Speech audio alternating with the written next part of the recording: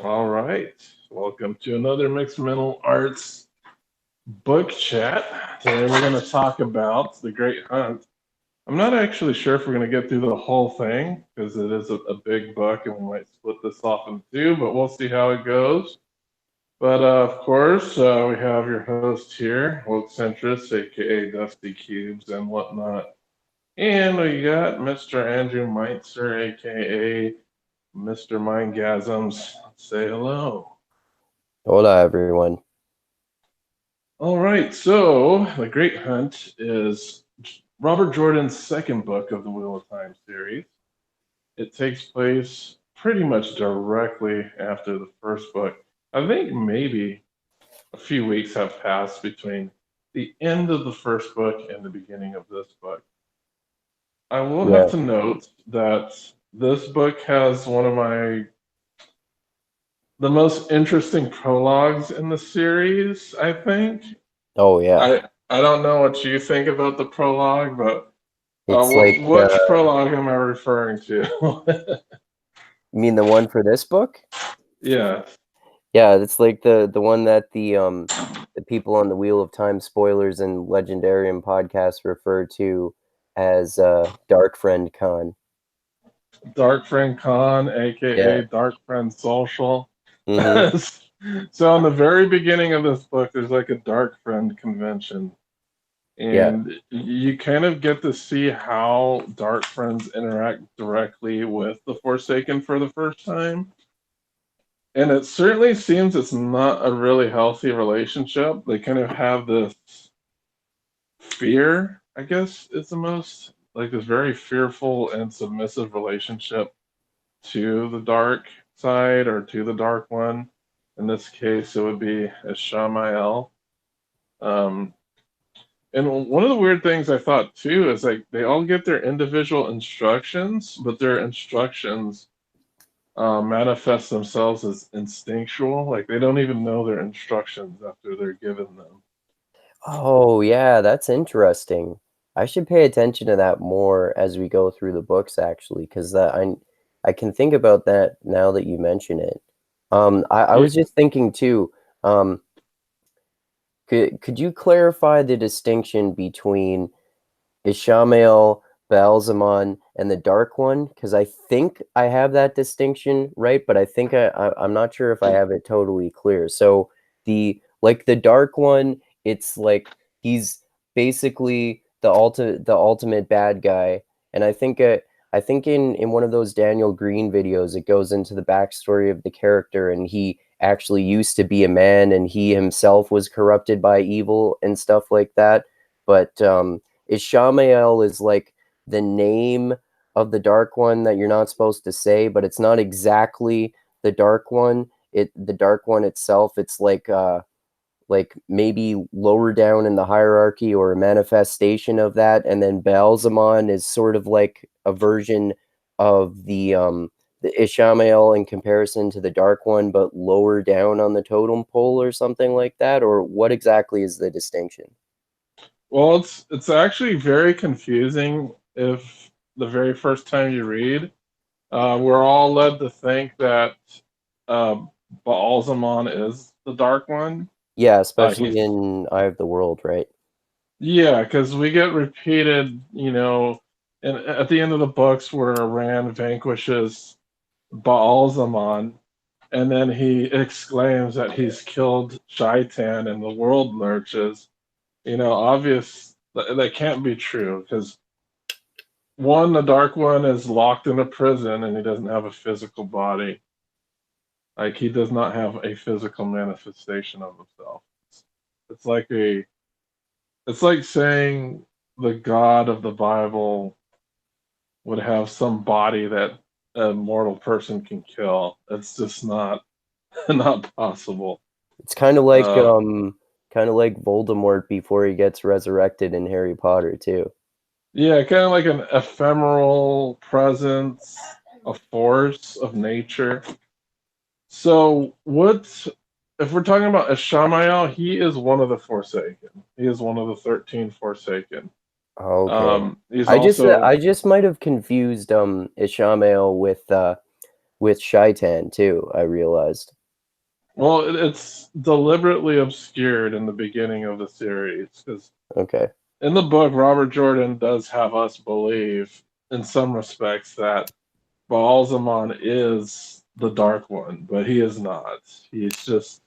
But even the name Baal-Zimon isn't a definitive name for the Dark One, because I know in the Trollocs it means heart of the dark. So I'm not sure if when they call him Baal-Zimon, they're actually calling him the Dark One. They could just be calling him like the heart of the dark as like one of the organs of the Dark One, Okay. And was like a was vital organ. Baal-Zimon was he one of the Forsaken too? One of the original 13 people? Baal-Zimon is Ishamael, so that's what I'm trying Oh, to okay. say here. So Ashamael and Baal-Zimon is one and the same. Okay. Okay. It's the same person, and we do kind of get how the descriptions of him are very far different from anybody else. He has this flaming void within him. Like Mm-hmm. whenever he opens his mouth and eyes, you just see flame. Some say there's a lot of theories to why this has happened to him. One of the most prominent theories is that because he has um, relied on the true power so much, it's just eaten him out from the inside. And the And true power is the power that comes directly from the Dark One. right, I was just gonna mention that because I still have to remind myself sometimes of the distinction between the one power and the true power. And the one power is like it's basically like the good power, and the true power is basically the bad power, right? If you simplify it that much. Yeah. Yeah, it is confusing because true doesn't sound evil or anything like that. You would, yeah, it's very an odd description, but I would say that the true power is the evil side, and the one power is were from the creator. So true power from the dark one, one power is from the creator. Oh, that's an interesting thing that they mention. I don't remember which one it is, but it's either in Wheel of Time spoilers or Legendarium. They're talking about the like basically the mythology in this series and how everyone believes in the creator. Like it pretty much is not even that. It's like that the creator definitely existed seemingly in the series, but it's almost like a deistic perspective on a god or something. Like it's as if the creator created the world but then stepped back, and now the dark one is fucking everything up, and no one's even talking about the creator interfering in that. And he doesn't. We don't get any type of creator intervention in the series. Yeah, exactly. Like no one even So, proposes it. no, and it's almost as if the creator is kind of like it's kind of like in the Bible when they say that God acts through people. Yeah, I think it's kind of the same in this case. Like we don't get to see this entity voiced or even talked about much in the series. yeah, But even then, like the Dark One and the way the mechanics of the Dark One aren't talked about a whole lot either, yeah, other that's true. than that he's imprisoned in Sheol Ghul. Yeah. But yeah, in the very beginning of these books, it can get very confusing as to who Baal-Zimon is. Like, is he the Dark One? They do make that very ambiguous up until maybe the fourth book. They drop hints on you that he wasn't. But and even at the end of the third book, they drop a big hint that he wasn't the Dark One. Mhm.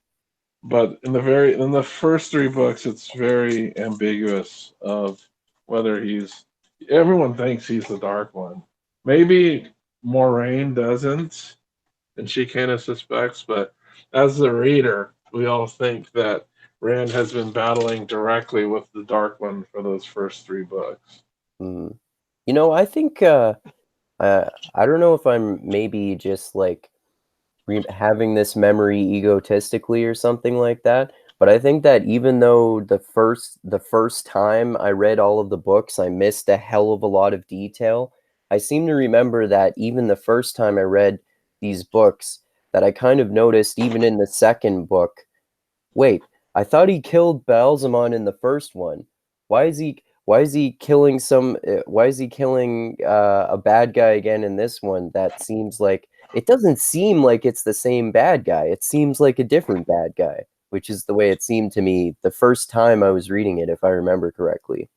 Well, that's another confusing thing. Like, you see that Rand does, he kills this guy seemingly twice. Yeah, And a third time, if we're talking about the third book, this is something else that makes it confusing. Um, that he keeps seemingly keep murdering this guy, killing him over and over again, and he keeps coming back. So yeah. that also, like, in a way, tricks the reader into thinking that he is, in fact, the Dark One because he seems to be unkillable in the first two books. That's another thing that I appreciate more about the series as I reread the books because like if on your cursory examination, like you were just saying, you can think that Rand is just killing Balzamon 3 times in a row in the first 3 books, like you said. But if you like once you've read the whole series and you're going back through it again and you can understand this distinction that we're talking about, you can understand that if you understand more of the details of that whole situation, it's not actually literally the case that he's killing Balzamon 3 times in a row. There's a lot more to that than what you actually think happens. Yeah, and we have to remember that in comparable power, Baalzamon is extremely powerful. Yeah, Like, not even close in power compared to the rest of the Forsaken. yeah, But he's also going mad because that's what happens when you rely on the true power. You just start to go mad in a way, yeah. and we get to see like how the progression of his wounds. Like in the second book, we see that he's all burnt up at the Dark Friend Social. He has like Hmm. scars. He's covering his face with a mask. His hands are blackened, cracked, and scarred. And Does this he was have because does he have that mask in the first book when Rand sees him in his dreams and when he faces him at the end? no, he's No? described as a handsome, except that he has like this fiery existence behind his eyes and mouth. Okay. Maybe I just got that confused because I just remember that aspect that there always is about him, about his like his flaming eyes and mouth sort of overtaking his face to an extent. So yeah, after he gets injured, he wears the mask. I'm not sure if it's done out of embarrassment of the injury, but at the Dark Friend Social, we see him again with the mask on. Um, and he is giving instructions. He's showing everybody what the three boys look like. So he is still in pursuit. And we're trying to like Rand thinks he kills him. He certainly set him on fire, but he didn't kill him. You got to remember that the battle partially takes place in Tel'aran'rhiod, in the first book, especially the part when they're actually fighting each other. And the way that Tel'aran'rhiod works is very iffy. So I can't quite explain. I know in certain parts of the book they explain sometimes when you come out of Tel'aran'rhiod you'll have the same injury that you received, or sometimes it could be a lesser injury or none at all. Oh, right. Yeah, that happens a couple times in this book to a few different characters. So when they battled in Tel'aran'rhiod, um, obviously he did get some type of physical damage because it came. If it's still persistent in the world of dreams, oh man, it's so hard. It's like really hard. It's so complicated But we know that he received some type of physical damage. That's reflected in the second book and the third book. It's reflected Yeah, in this and case, and then you get to see that damage healed over the course of the second book. So he goes from like blackened skin to slight like burn scars. yeah, and and and Rand gets a physical injury from Teleran Riyadh at one point in this book too, right?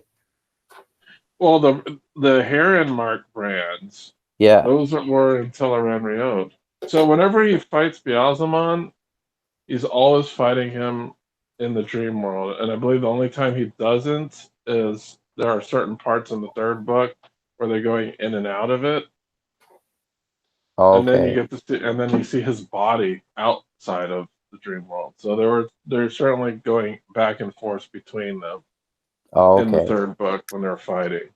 Oh, that makes sense for I'm jumping ahead here for the ending of the book and the Yeah, way the they projection. Yeah, yeah, that's certainly one part of it. the way that they're fighting each other in the sky. Yeah, and then you get to see a couple glimpses of Rand in that world where he looks down and he sees that he's floating above the battle. Yeah.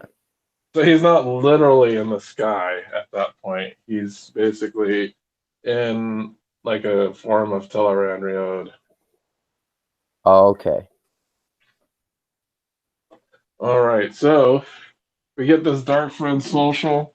Balsamon is kind of informing them of who they need to look for, and we get the perspective from a man called Bors or a man named Bors.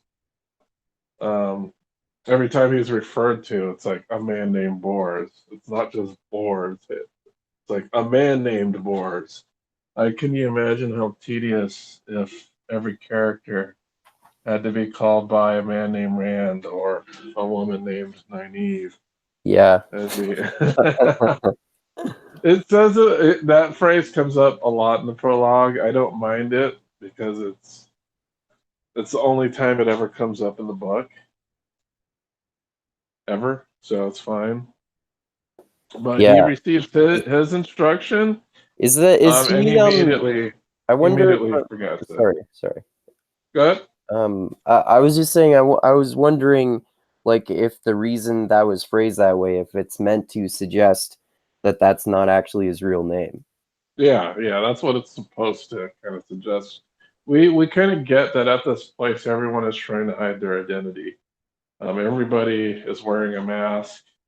Some people aren't doing that great a job because, they're certainly dressing to their station at this place. We know there's a couple Aes Sedai there.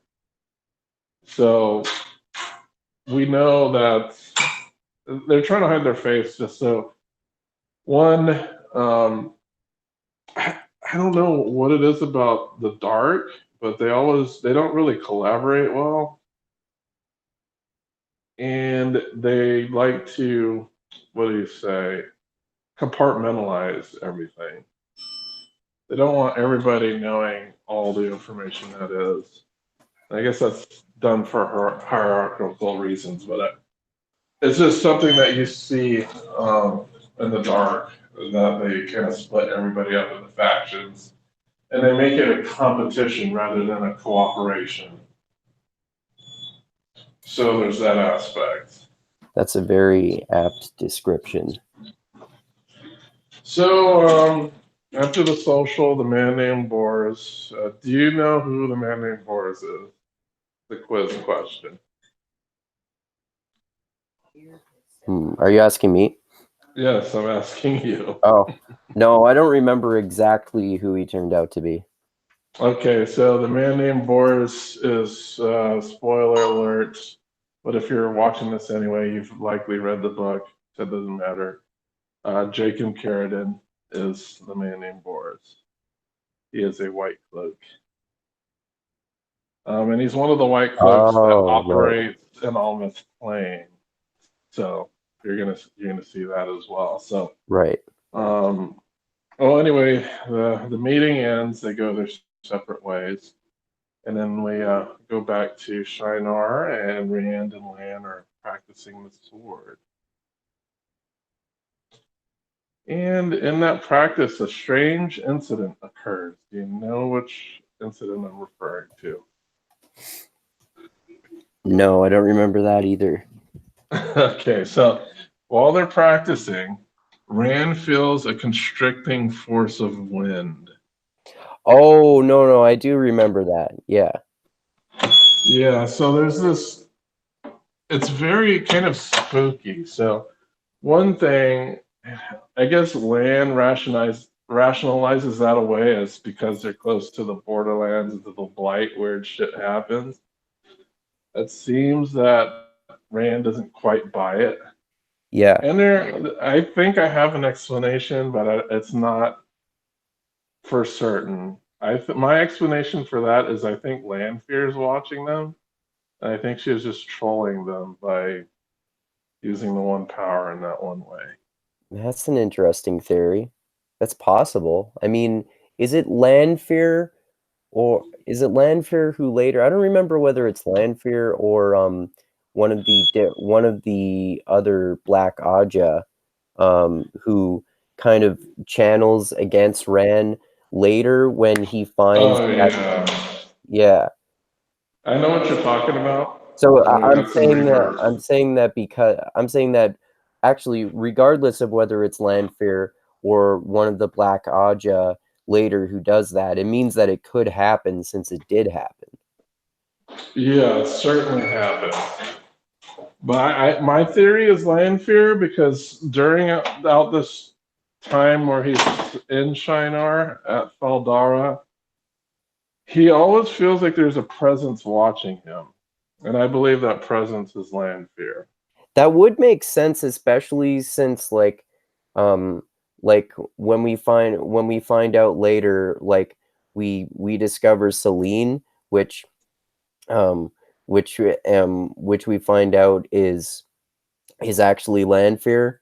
So you know that she's doing all this, like she's doing all this manipulation of Rand and Loyal and Huron and who else is it who's with them? Is it Matt and Perrin too? So she Uh, tries to manipulate everybody in the book. yeah, yeah, Like and all the like main three Tavirians, she attempts to manipulate. I think yeah, she has the hardest time trying to manipulate Matt because Matt is just like, I ain't having it. But yeah. He's like kind of cynical as more so yeah, as the books go on too. But yeah. So she kind of gives up on him yeah. pretty early on. But I mean, I just kind of got that sense too, later on in the book when all this stuff is happening, just because especially in combination with listening to the Wheel of Time spoilers and Legendarium episodes, they talk about this a lot too, about how in the chapters when Selene slash Lanfear is manipulating all of the Taviran and everyone who's with them, she's in chapters when she's not there, it sometimes she seems like she's manipulated events in some pretty obvious ways. So it wouldn't be surprising if she does do that earlier on. So that's why that is an interesting theory. Yeah, so that's what I believe. It's not. I haven't found evidence to back that up, but that's what I think it is. I think she's just screwing with them. But anyway, You, they have this you could, meeting on top, yeah, like and they're practicing. you could maybe say that he had inadvertently channeled, but it seems like if he had done that, it might have gone in the opposite direction of the way it did. Like you said that it pushed against him, right? So Well, if he he said he felt like he was he was backed up into a solid wall, but there was nothing there. oh, okay. Yeah. I mean, like it seems what I'm saying is if it was him inadvertently channeling, it seems like that might have given him more of an advantage, like pushed him towards Lan or pushed him out of the way of a slash or something like that. Or I don't know. Does that make sense? Yeah, I probably would have to read the practice session again, but I felt like that did not help him. It Yeah, that's actually what I hindered mean. him. Yeah. Yeah. So that's just my theory, but we'll see. I don't know. But So I and that's what know. I'm saying. That's what I'm saying that your theory makes more sense than that he inadvertently channeled. Yeah, I don't think he inadvertently channeled, um, because I think he's now more aware of the channeling, and typically he only channels when he's in need. I don't see him accidentally channeling for a practice sparring session with Lan. Yeah, At that's a this, good point too. Yeah. yeah, like the only times previously when he accidentally channeled, his life was in danger. Yeah. So that certainly wasn't the case here when they're practicing with wooden practice swords. So yeah, I don't think that's the case Yeah. with them. Yeah. But so yeah, they're practicing in the some sword play, and Rand, they kind of discuss things, and Rand really doesn't want to stick around. He still kind of fears that the Aes Sedai want to gentle him, because he just found out at the end of the first book that he's a man who could channel. And the just to clarify one aspect of what you said there, this is one thing I always need to remind myself of. If there are men who can channel and the Aes Sedai take their power away, that's when they're gentled. But if one of the Aes Sedai or any woman has her power taken away, then she's stilled. There's that difference in the language, which I always have to remind myself of. Yes, and then Rand, because of Tom, knows the consequences of gentling. So he knows that a gentled man will eventually seek to commit suicide or want to kill themselves in some way. So he right now his outcome in life is to go mad or to be gentled by Aes Sedai. Yeah. So in And then either we way, he doesn't have long to Yeah. live. And we see also um, a little bit later on at the White Tower. I forget who it is, but a man who has been gentled, and I think it's mostly the Oh, three. Logain. Yeah, Logain. Yeah. Yeah, so Robert Jordan definitely shows us the aftermath of a gentled man. Yeah. It's just this guy who's in abject depression. The Aes Sedai have to constantly watch him to make sure he doesn't commit suicide. Right. Oh man, I got a call. This hold on a second. I won't You take gotta get long. this. Okay. All right, hold on.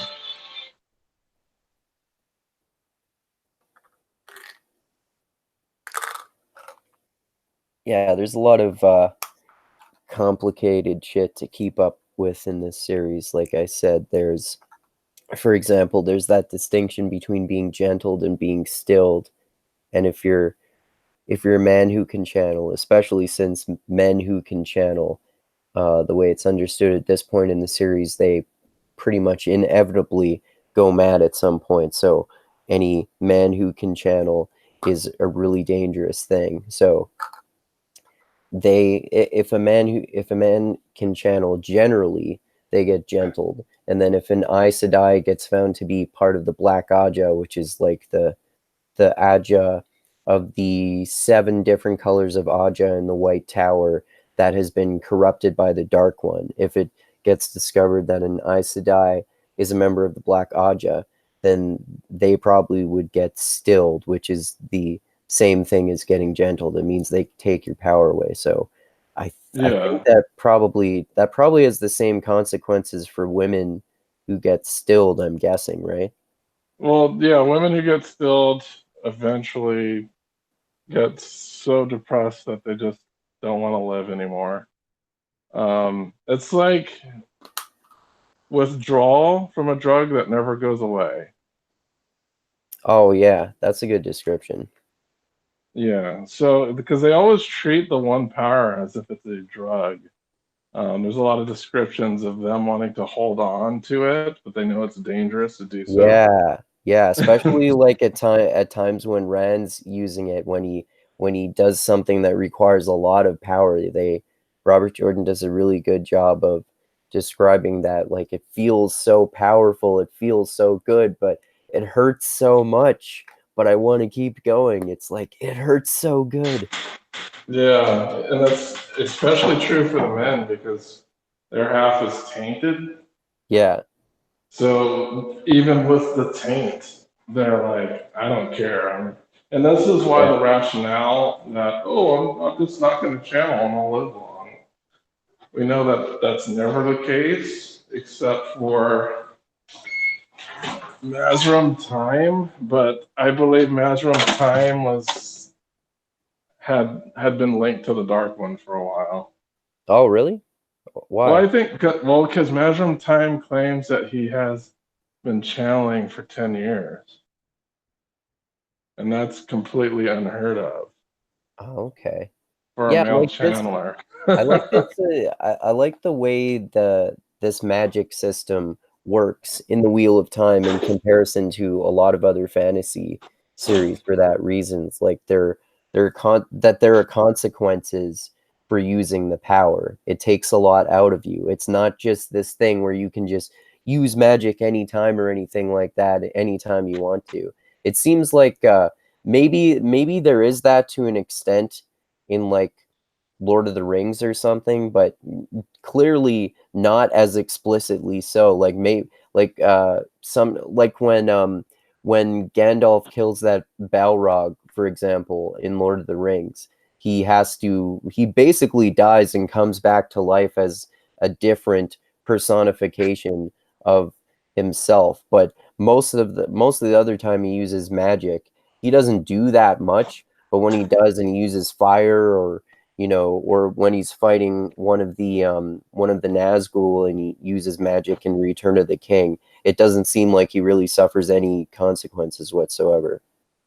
Yeah, the one thing about the magic system in Wheel of Time is it's very what they call a hard magic system. And that means that the boundaries of this magic system are clearly defined.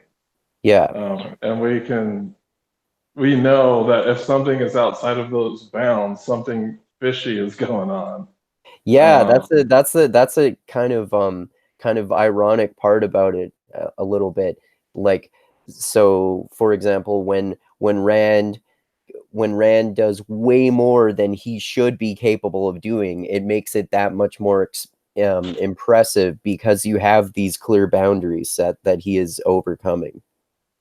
yeah, and so we know these boundaries pretty well. That's what happens in a hard magic system. Also, Brandon Sanderson's magic systems are very much hard magic systems that set character limitations and magic limitations. I think that's a good thing, particularly because a lot of times magic can be used as like a Deus Ex Machina plot device. It's a lot harder to do that if you have very hard boundaries on your magic system that you can't explain away through not explaining. So, yeah, I really like the hard magic systems that are really they're more prevalent in modern fantasy. Um, Classic fantasy had very loose magic systems. And the funny thing about Game of Thrones is it has a soft magic system, like like like classic fantasy, but it is Yeah, modern that's a good fantasy. point. That's a good point. Yeah. I haven't really So seen I mean you've seen way more seasons of the show than I have and the books haven't gotten to this point, but they're like what no, I there's definitely some in the books, like anything that has to do with the the Red Witch and her Oh deity. yeah, that's true. Yeah. They have like magic is described in the books, but it's very there's no we don't know the bounds of this magic. It's just That's kind of true. not explained. Yeah. It's kind of like really vaguely described. Yeah. So and Wheel of Time, they go into great detail on how the Yeah. system works. Same thing with Brandon Sanderson's books. He goes if you think Wheel of Time has a lot of detail, um, Sanderson's is probably twice as much Holy shit. detail I don't into know if I how can handle those books, man. I'd have the way, yeah, you'll see. It's like his books, the way the magic system is very quantifiable and mathematical, but it all makes sense though. It's not super complex, but he builds it and it all makes sense. Okay. But in this case, just going back, like Rand has a dilemma. He knows he's a man that can channel, and he really only has two ends. One end is to go crazy and kill everybody he knows. Even if he doesn't use the power or go crazy, his body will deteriorate into nothing. And we kind of get a glimpse of that later in the book, of what it looks like when a man can channel that doesn't use their powers. Their body just starts withering away at a specific age. And then the other is he can get captured and gentled. So all the ends do not look good for him. And one of the things he's most concerned with at the beginning of this book is he doesn't want to hurt the people he loves. And the way he wants to accomplish this is by going off on his own by himself. So that he doesn't go crazy and kill his friends. I think everybody in the Wheel of Time knows the story of the Kinslayer, and the breaking, and how extremely destructive a male channeler can get when they go insane. And this is a classic trope in not only just fantasy but fiction in general. This, the strong powerful man has all this power, and he's just so powerful and dangerous that he can't be around anyone, so he has to go be this rugged loner hero. Yeah, so he gets the idea that he has to escape. So throughout the beginning of his book, he's kind of looking of ways of getting out of the keep. And he gets thwarted at every corner. It's like, oh, there's guards on the door. No, I can't get out. Oh no, this precipice from the top of the wall is just too high, and there's stakes at the bottom that I could injure myself on. So he's kind of dejectedly going about. He comes across his friends, and he kind of like really berates them. He makes them feel horrible. This was a hard part to read in the book because, like at that point, I knew why he was doing it, but it was just hard to read that. Especially when he's a dick to Loial, because Loial's like the nicest guy in the world. Yeah, Loial has never been a dick to anybody at all. Yeah. And he's always super quick to forgive. Yeah. So, like, at that part, we're like, oh, man, what a bastard you are. I get what you're trying to do, but Jesus. Yeah. Well, anyway, because he knows, like, no matter what, his friends would help him, even if he told him that he could channel and he would go crazy one day. Because obviously they end up helping him after they heard about that he can channel. So yeah, his instincts were right in that they wouldn't abandon him, even knowing the truth. There's a really big long theme of trust throughout the books in that way. Like Rand always has trouble trusting people and then he always ends up finding out that when he does trust people, that it ends up benefiting him rather than hurting both of them, which is what his fear always is. Yeah, and especially in this book, he's having a lot of trust issues, specifically with Moiraine. And he's basically, one of his mantras is he doesn't want to be controlled by any Aes Sedai. Yeah. And he thinks it's a factor of, and I understand his position because he doesn't know exactly what the Aes Sedai want from him. He very much thinks that when he meets the Amerlin that they're going to gentle him. Yeah. So he Yeah, this thinks that. and this him like his trust issues around the Aes Sedai and around everyone else. I actually appreciate that, especially since he kind of realizes this flaw in himself later on, because it makes him seem like a more genuine character than someone who might just accept their fate that they're supposed to be this huge hero without really even questioning it much or something like that. Mm-hmm. So, like, he's wandering around the keep, and then he gets news that the Amerlin is there. And he's like, oh shit, they really have come to gentle me.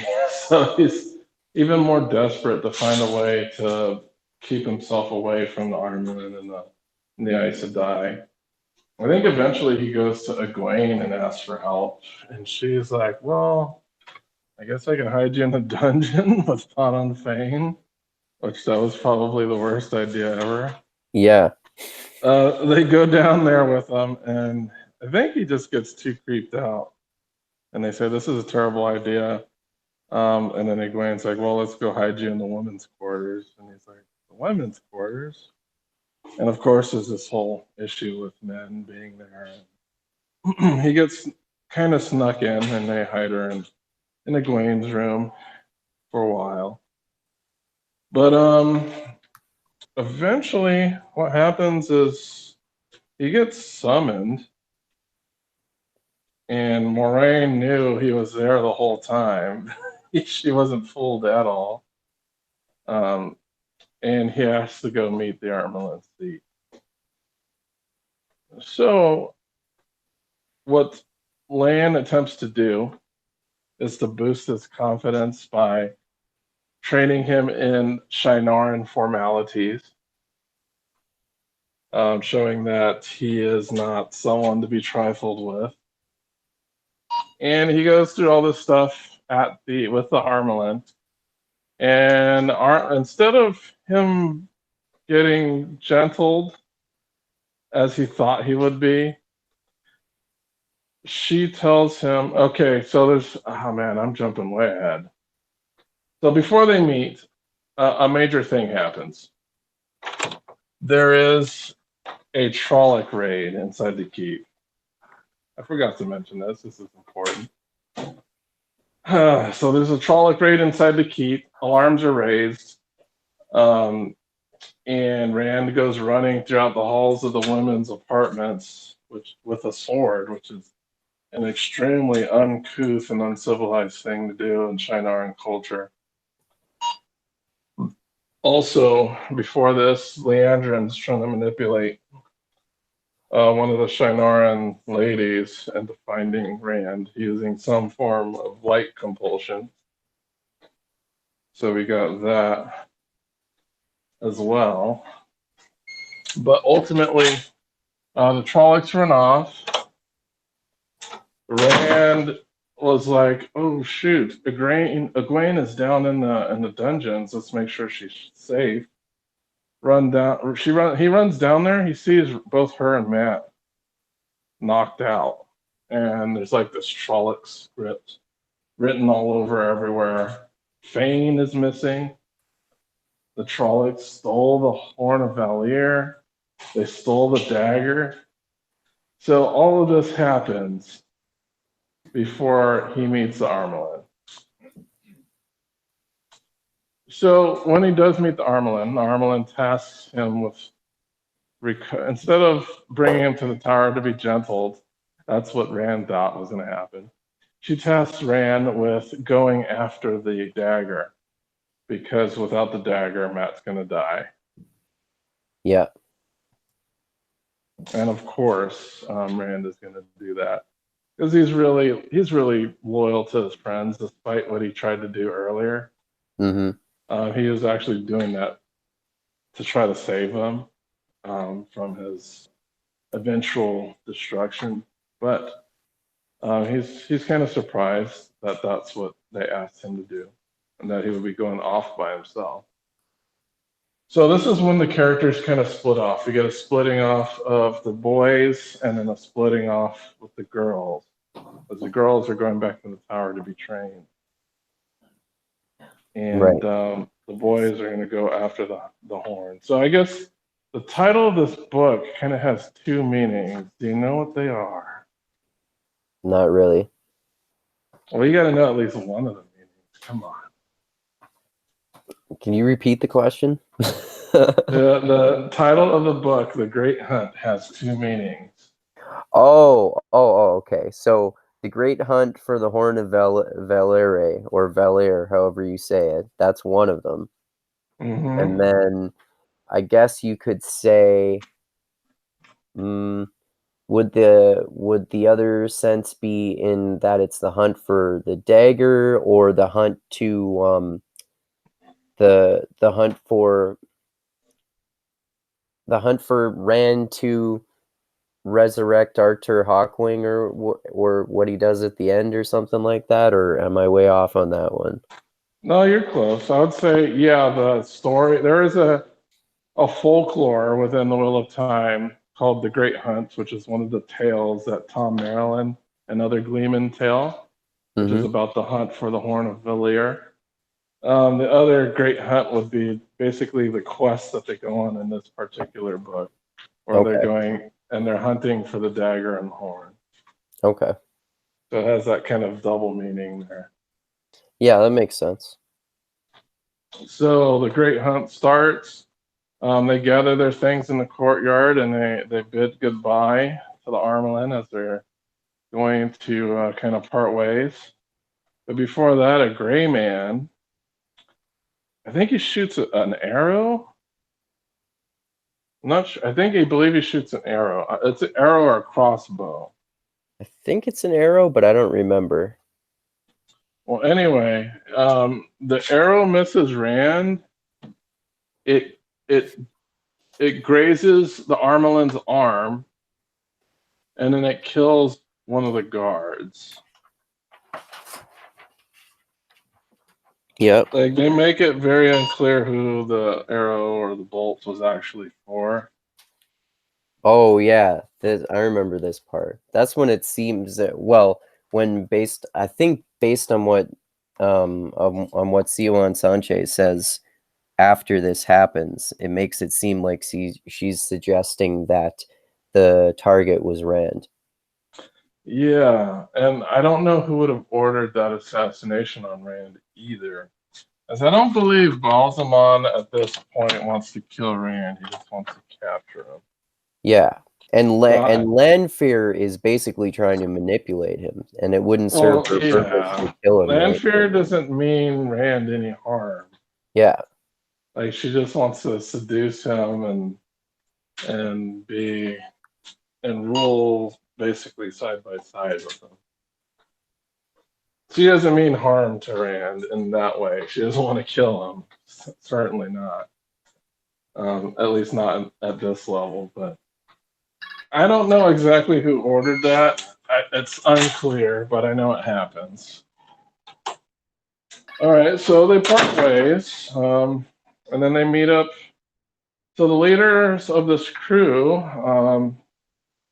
Ingtar, and I believe he brings 12 soldiers with him. Ingtar is a Shienaran lord.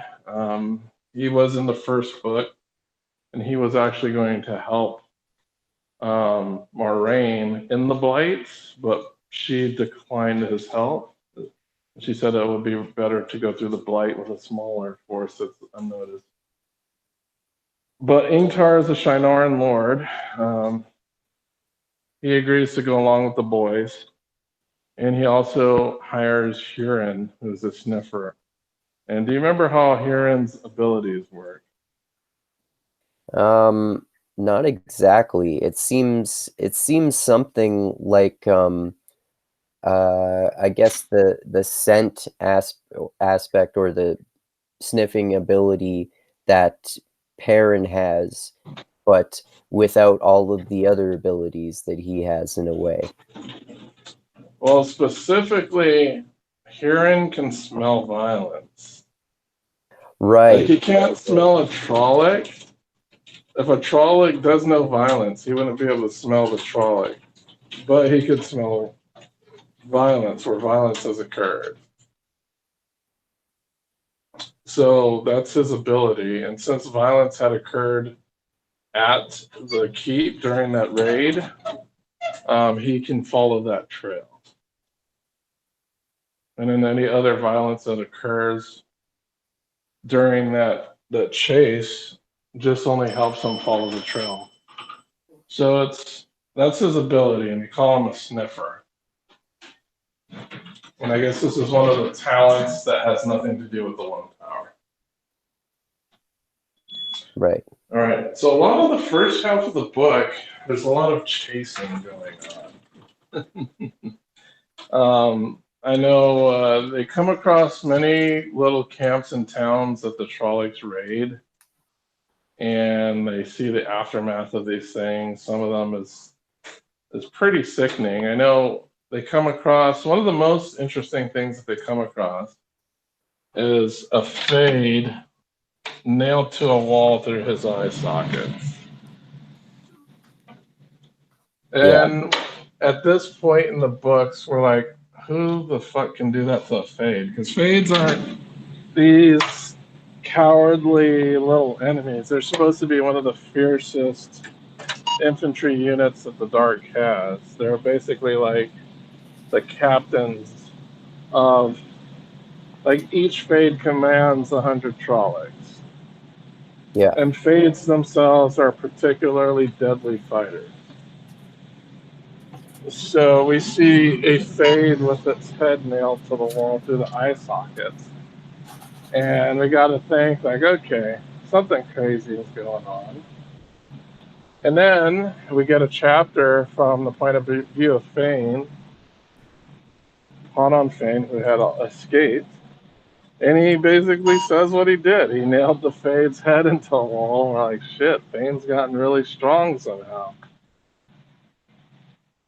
And we don't know. This isn't that clear to us at this point in the books.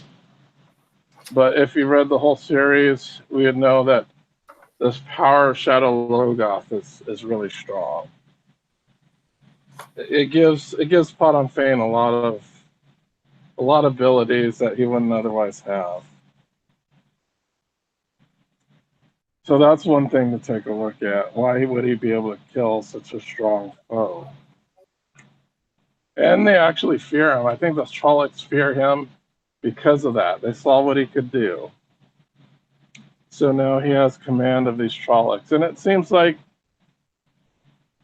there's like this conflicting personality within Padan Fane. There's like Padan Fane, the Lugarder, and then there's the other personality, which is Mordeith, the Shadow Lorgoth entity. And we kind of see that throughout the chase because they keep changing directions. And we kind of get this indication that they're changing directions because the split personality of Padan Fane has them change directions whenever whichever personality is dominant at the moment. At least I didn't even realize that. Yeah. Because you kind of get the idea that I think it's at night Mordeith has more power, and then during the day, Padan Fane is more present. Okay. So there's that going on. It's not that clear at the beginning of the book. It gets clearer later on in the series, but it's not that clear now. He just hint drops these things. So another thing that happens is, I guess, one of the guards that were guarding Padan Fane when he was locked up in the Faldar prison, he strings them up in a tree and he flays them. There's like a lot of pretty gruesome things that you get to see. Like another thing that should be really fucking difficult to do. Yeah. So we're kind of getting this this notion in the book that Padan Fain is an extremely dangerous person. He didn't seem that dangerous in the first book. He's definitely more dangerous now than he's ever been, at least up until this point. Yeah. All right, so something does happen while, and this happens after the chase. And we got to remember too is that Rand and Matt and Perrin kind of have a shaky relationship right now. They think that he's kind of full of himself. Rand is, because one, he's dressing like a lord now, and they're still kind of pissed off about what happened at the keep when he tried to get rid of them so he can go off by himself. But he also, like, he's also dressing like a lord because Moraine and Sion basically kind of made him. Isn't that the case? Well, they had all his old clothes destroyed, and the only clothes available were Lord's clothes that they gave Yeah. him. Yeah. So they're kind of preparing him for a role that they know that he's going to fulfill soon. Like it's kind of hinted at that they know what's going on. Yeah. And we know that when he met with the Armelin, Varen was there, so he knows that she knows what's going on. They all know that he can channel, Hmm. but they are in support of the Dragon Reborn, which they think he is. Yeah. So I know during the chase, they go off to sleep, and then what happens is Rand, Loyal, and Huron wake up, and they're in some weird place. Yes. And where are they exactly? Well, they're in, if I remember correctly, they're in sort of like an alternate version of the world of the original world that they came from, and there are a lot of different parallel worlds. And I think this is the part where we find out that uh, Rand accidentally teleported all of them with the portal stone by like channeling in his sleep or something like that. Well, that's another thing that is debatable. Okay. Here's what I think happened. I think, and listen to my theory. I think it was Lanfear, because if you remember in the books, they went across a couple towns, and then Uno, one of the officers in the Shinaran ranks, says, "Oh, I see a woman in white in the window," and he goes there, and nobody's there. I think that's Lanfear watching them. It probably is, yeah. And that happens more than once. It Yeah. happens in two different villages. So I think Lanfear has been shadowing them the whole time. And I also think that Lanfear is the one that teleported them into the portal world. Oh, that's interesting. Yeah, that's entirely possible. I don't know. It Because I might think I think being able to use the portal stone is too complex for someone to accidentally do sleeping. I don't think that was the case. I think she definitely transported them there. And yeah, I that could believe that was a setup for her to get to know Rand um, personally. yeah, that could be the case, especially since it sounds more likely than that Rand channeled in his sleep. And it's pretty obvious once you know this, that once they're in that world, the way that they meet her was obviously totally set up by her. Yeah, so they do venture in this portal world. And I'm just going to put a little bookmark there because we haven't been talking about the girls. And we'll just discuss a little bit what happens with the girls at this time. At this time, they're on their way to Tar Valon, and they're getting some instruction from the different Aes Sedai that they're traveling with to Tar Valon.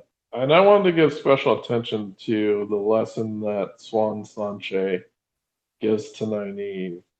What do you remember about this lesson?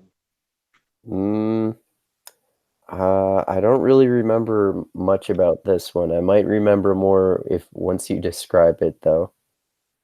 So this one, Swan Sanche sits down Egwene and Nynaeve, and they're gonna do a little bit of channeling. Um, Swan has a debate with Nynaeve, Nynaeve's kind of fed up with what they have to do. She finds it much more difficult than Egwene. That's largely due to Nynaeve's block that she has, which is the anger. She has to be mad in order to channel Right. this. And I believe the Armelin is fully aware of this block because it seems like she purposefully manipulates Nynaeve into getting upset. Um, and then I also believe that the Armelin can feel that Nynaeve is extremely powerful. So there's this one lesson that they go through. So there's a debate. They have a debate. Nynaeve's like, I'd rather just have a sword to deal with or a knife to deal with a person. Like, what can I do with the one power? I feel more comfortable with a sword or a knife. And then Swan just makes a knife out of the one power. She makes Yeah. like a wind knife or something.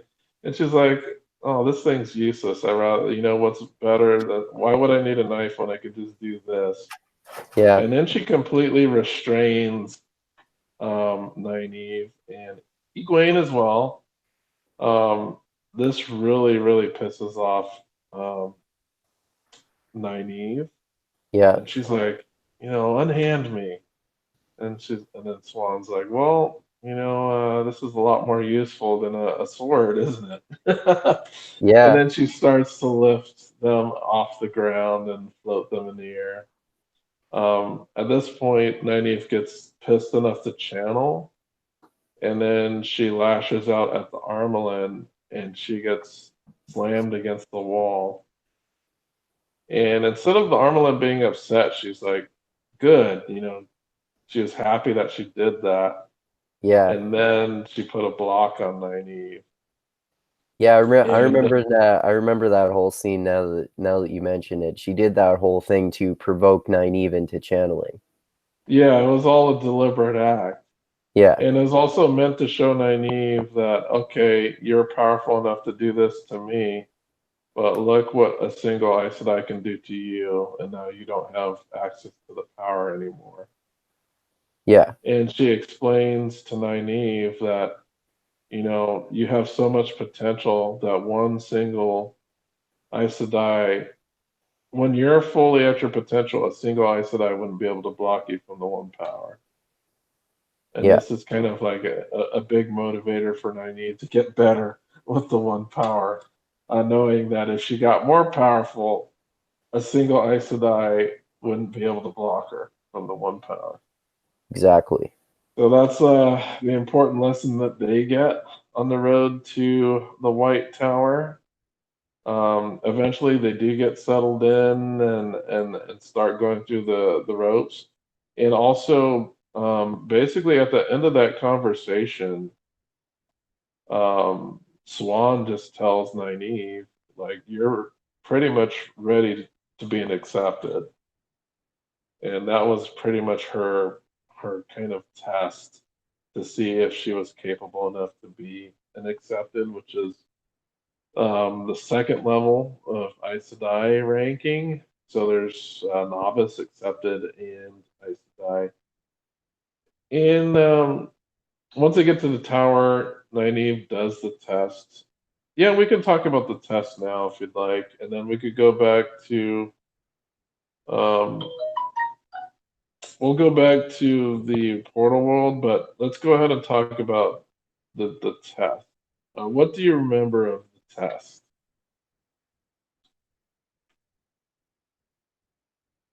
Are you muted? Yeah, sorry, I had myself muted. Yeah. I was saying I remember particularly Egwene's test, and that she goes through it 3 times, and Well, Gwen doesn't go to a test till the next book, though. So we're on the. oh, I'm confusing Egwene with Nynaeve then. Yeah, Yeah, Gwen, or you mean Nynaeve's test? Okay, yeah. There's three yeah, portions. What do you yeah. remember of the first portion?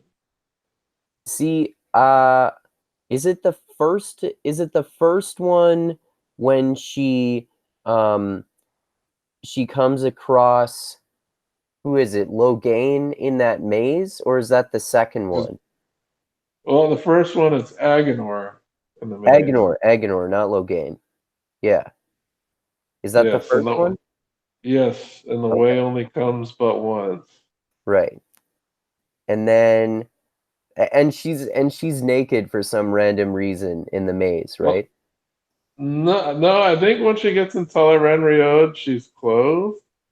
Okay. But when they're before she steps in the Terrangrial, she does strip down naked, Oh, okay. and they like splash her with water and tell her that she's cleansed, and it's all Right. part of the ritual. But yeah, Right. the first one is Nynaeve battles Agenor. She overpowers him, but then Hmm. the door appears, and the way only comes but once. So she has to leave, and she finds the will to leave instead of pursuing Agenor further through the maze. Right. Right. And what do you remember about the second one? Okay, is it the second one where um she goes into this alternate future where she's married to Lan and has kids with him and he's trying to That's get her? you're close. That's number three. That's the third one? Oh, Okay. yeah.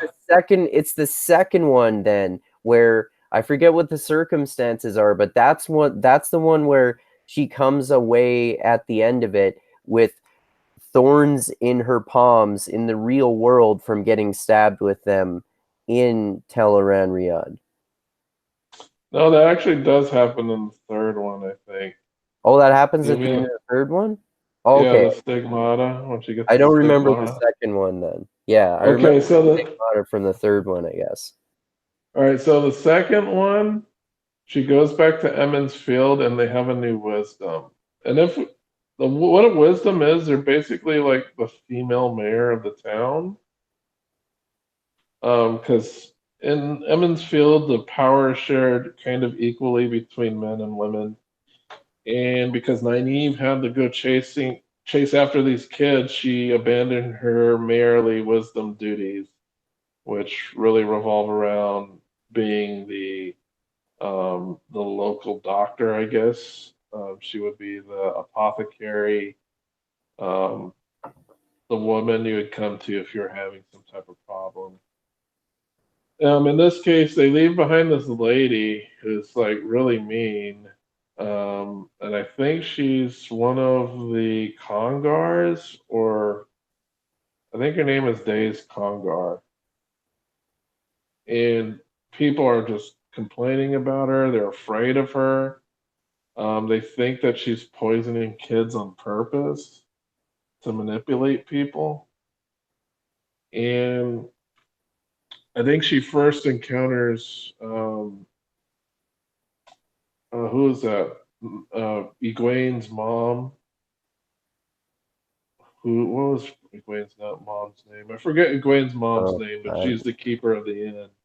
And we find out that her Bran Alvear, which is Egwene's dad, who's also the mayor, he died in this scenario. So not only did they lose their male leader, their only leader is this person who came from the outside, and she's treating everybody poorly. She's manipulating everybody. I think she even physically attacked um, Luhan, like the blacksmith's wife. And the blacksmith's wife is supposed to be like this very physically imposing woman who basically fucked the Trolloc up in a later book with a frying pan. But anyway, even Mistress Luhan is nothing, can do nothing about this woman. This whole scenario is to make Egwene, or not Egwene, Nynaeve feel guilty about leaving Emmons Field.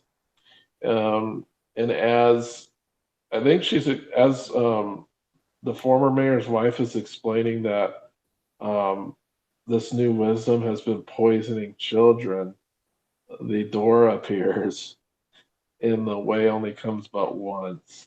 And this So is like these trials that she's going through, the idea behind putting her through all of these terrible scenarios is to get her to pledge her loyalty to the White Tower above all else, even the most unimaginably terrible things, to leave or in the favor of. unimaginably terrible or unimaginably pleasurable. And that's Yeah, when we get to the exactly. third scenario. Yeah, exactly. Yeah. So you know what the third scenario is. You can explain that one. Yeah. Okay. Well, so it's the one where, like I said, basically Nynaeve is in an alternate world where she's married to Lan and they have children together, and he wants her to stay, and she has to go because she sees the portal and the way only comes but once, like you said, and she really wants to stay, but she ends up leaving anyway. And it There's one seems. important thing too. Like the way actually comes twice in this vision Yeah, that's true, isn't it? Yeah. because she physically wills the by channeling she wills the portal back. Yeah, even though you're not supposed to channel in the Teleran Riyadh, right? Yeah, it's supposed to be extremely dangerous to Right. channel while you're in the Terangrial. And we get the feeling that she really, really wanted to stay and was going to stay. But then she was finally, and then it was kind of scary to see this because we know this portal can only come once, and she seemed like she was pretty much stuck. Yep. She rationalizes back to a place where, okay, I need to get out of here because people depend on me. And she uses the one power to bring the door back, and that's why the stigmata happened. Because if we remember, Nynaeve has a very different way of visualizing Sidar. For Egwene and everybody else, they think of a rose, and Nynaeve thinks of like this thorny black bush, or it's like a some type of bush with black dark flowers that's very thorny. That's what she visualizes to grab onto the one power. Um, and that's why when she exited, she had the I call it just the stigmata. She had Yeah. the thorns completely piercing her palm through. Um, and she actually had these thorns still in her hands when Yeah. she exited the Terangrial. And that's obvious biblical allegory right there. Yeah, Yeah. definitely. She had the naive Jesus, I guess. And when But she leaves, when she I didn't remember that distinction about her depicting that and everyone else depicting like a rose or anything or that. That's it interesting. has, That's, yeah, I think it has something to do with the mental block that she has, because she yeah. has to get angry. And I also think at that point in time where she was channeling the door back, she didn't have the anger present. Okay. And I Oh. think And that that thorny bush instead of the rose, that it was part of her block. yeah, that makes sense. And also when she comes out of it, she's told that people usually have physical injuries that are more severe than that they take away from the Teleround Riyadh, right? Yeah, so they're kind of surprised because these thorns were physically manifested. Like there were actual thorns that the Aes Sedai had to take out of her hands when she came back through. Yeah. And So yeah, I think Tel'aran'rhiod's super mysterious, and yeah, you got to remember too is like the thorn bush wasn't a physical construct in Tel'aran'rhiod. It was her visualizing that in order to channel. yeah, and it has And you got to physical remember, consequences. and I know we're saying Tel'aran'rhiod, but it's not made clear where this ter'angreal takes them. But I think it probably is some type of Tel'aran'rhiod type place because in Tel'aran'rhiod you can actually um, conjure physical constructs like that. And Yeah, I think yeah, because she's thinking that in the ter'angreal, it gives us a plausible connection so that maybe that ter'angreal is actually using Tel'aran'rhiod in some form or fashion. oh, okay. Yeah, that's an important distinction to make. And also it we should also mention for people watching the distinction between the Saidar and the Saidin. The just like the Saidin is the female power and the Saidar is the male power. I think it's the other way Other around. way around. Saidar is the Yeah, female power, Saidin is the male power. I believe so. Okay. I think Saidar is definitely the female. I could be wrong because, but I always think when they're talking when the girls are talking about, they always refer to Saidar. Okay. So I think Dean is male, Dar is female. Okay. But yeah, there's definitely different types. Like women access the power differently than men. That's why women can't teach men how to access and vice versa because it's just a different visualization to do so. Yeah, how exactly does that work differently again? I remember them describing it before, but it's something about, or maybe this was on the Wheel of Time spoilers episodes. It was something about how the the men access it through, oh yeah, they access it through like strength and resistance or something like that, and the Yeah. women access it through something more like acceptance or something like that. Well, whenever you hear the women talk about it, they mention embracing it. Yeah, yeah, exactly, yeah, And when the men talk about, they say that they seize it. right, So there's definitely a struggle, a physical struggle for men. And then for women, it's like becoming one with it. yeah, yeah, exactly, So they have different ways of going about embracing the one power, or at least, using it. yeah, But yeah, that's the important arc about the girls. I think we could leave that arc alone because I don't think we're going to get through the whole book today. It's just, we're not even halfway there yet. Um, and then going back to Rand and his adventures in the portal world. So upon getting to the portal world, of course, they're like, where the hell are we? What's going on? They do mention there's like this dull luster to the world itself. They say that's extremely hard to focus in that world or look at long distances without getting dizzy or nauseous, as if like gazing too far out into this world gives them some type of vertigo. So, can you hear that? yep. What do you hear? Are you peeing?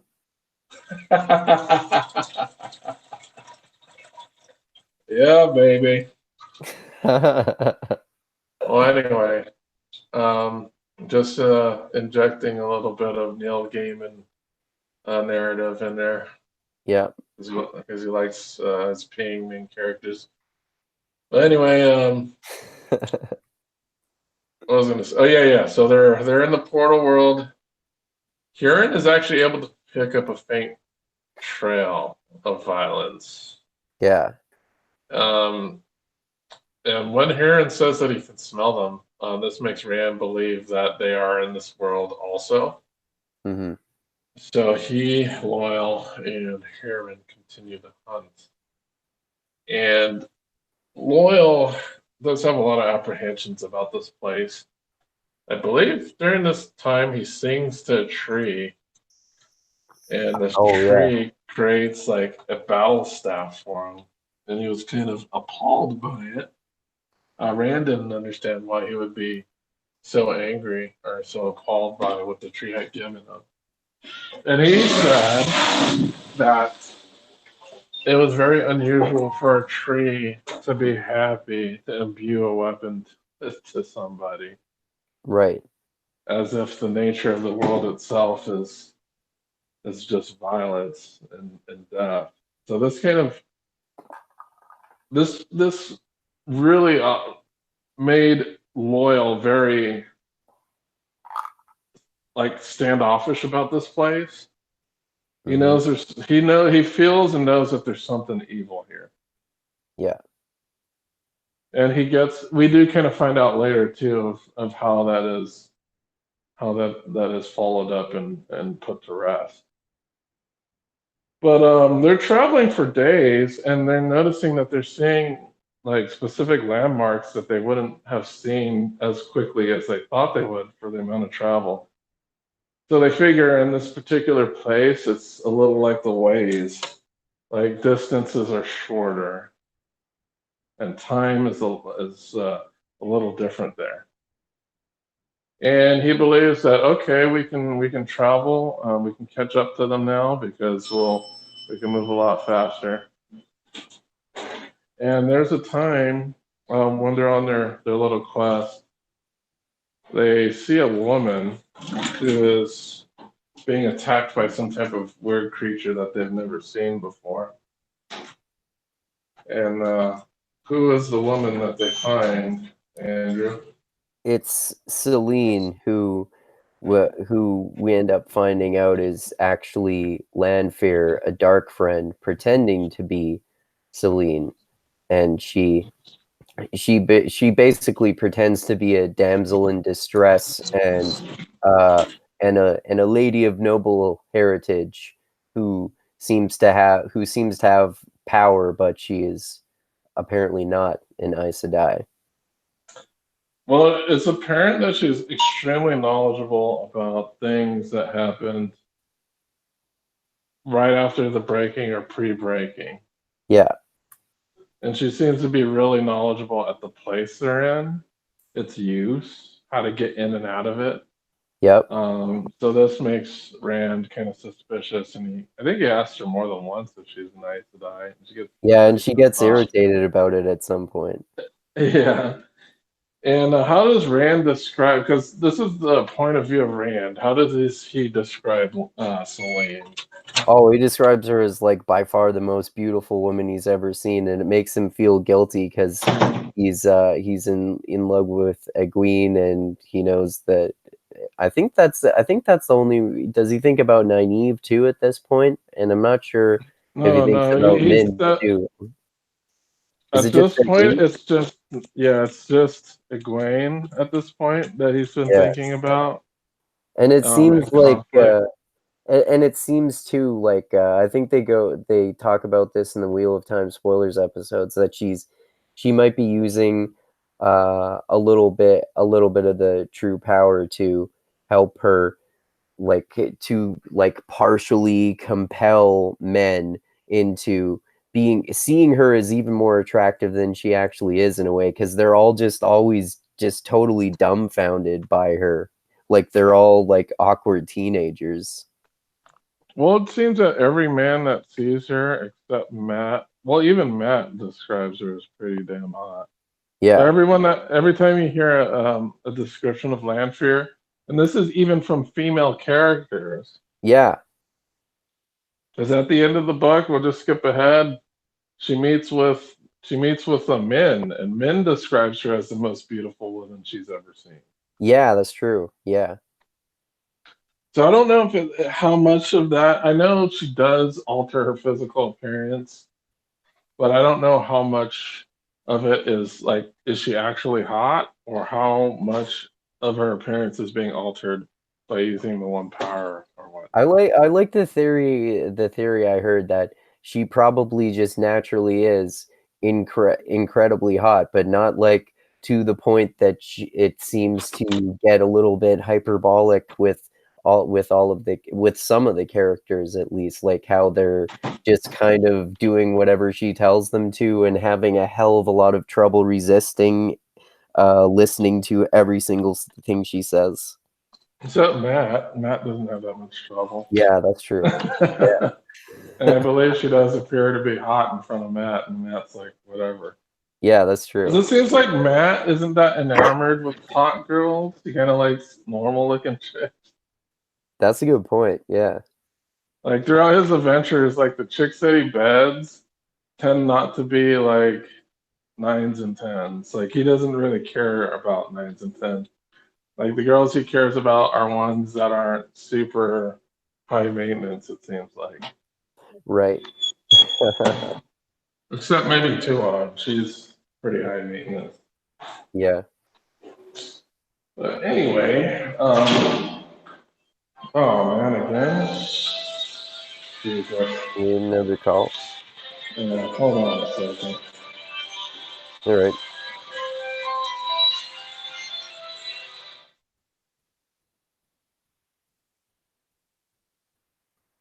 All right. Well, yeah. Yeah, that's a good point about Matt. He kind of can resist Celine more. He does seem like he's better at that. Like if you look at the other characters and the way they react to Celine, all of the other ones with Rand also react in similar ways. Like well, like we see that even especially with Varen, for example, he kind of is like falling all over himself to help Celine too, and even Loyal is like so dumbfounded that he's really forward with telling Celine how beautiful she is, even though he's really like kind of humble and restrained and overly polite almost to a fault with the way he addresses people most of the rest of the time. And yeah, so Yeah, he does have a lot of trouble with that, doesn't he? yeah, And we see that like immediately because of the way he's dressed. He thinks she's like some nobility, and she thinks he's nobility. Obviously, she knows who he is, yeah, but she's just playing up because she really doesn't. If she's going to be with somebody, they have to be somebody of high stature. So yeah, she's probably happy that he's taken the role of the Lord, yeah, even though he's not really a Lord yeah, by birth, at least. But so they're kind of finding out about each other, and throughout this journey through this place, she kind of informs him about what the place is, what the animals were that she just fought. They just fought, and what are they called that again? Groms, Yeah, yeah, and she kind of explains the mechanics, and they figure that they're gonna need to get out at some point. And I think she tells them where a nearby stone is. But before that, I think they come across a monument, right? And I don't remember if they come across this monument before or after Celine, but this is where Loyal sees it.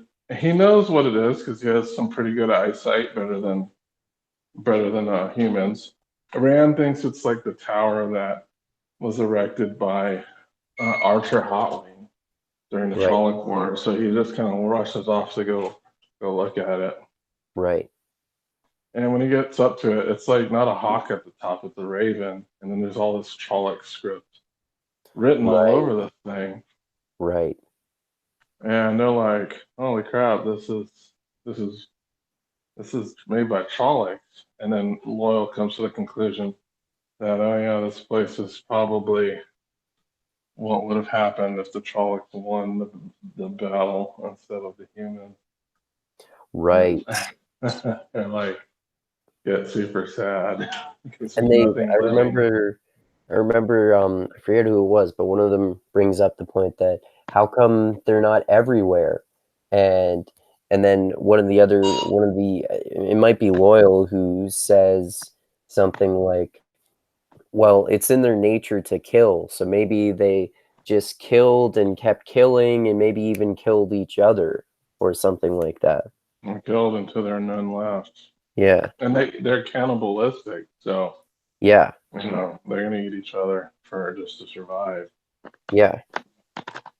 And there's not a whole lot of animals in this place as we've been seeing. There's Grom. That's the only thing we have confirmed that lives here. Yeah. All right, so they go on their way, and they start to hear howls, and they confirm that there's like 5 Grom on their trail. Celine explains to them that once a Grom gets on its trail, it's not going to divert. It's going to restlessly follow them until the end, until they get killed or until they kill their prey. Yeah. So they got 2 options. They can escape through a portal stone, or they can die. And Rand's like, oh, I'm just going to kill them all. So he puts down 5 arrows, 1 for each of the Grom. And he basically eye shots every single one of them. Mm-hmm. She is super impressed. And then he kind of asks how it happened. And he explains the void. And she's like, oh, that's the oneness. So that's like the thing that she kind of already knows about. Yeah. So she's super impressed. I think this makes her like him more. I'm kind of thinking of this as like their first date. Like she eventually does want to marry him and rule with him. Mm-hmm. But this is kind of like her first date with him. And he is definitely impressing her in that respect. Yeah. So I think she's liking what she's seeing so far. Yeah. So anyway, they go on their journey still through here, through this place, and eventually more Grom come. And I think they estimate 20. And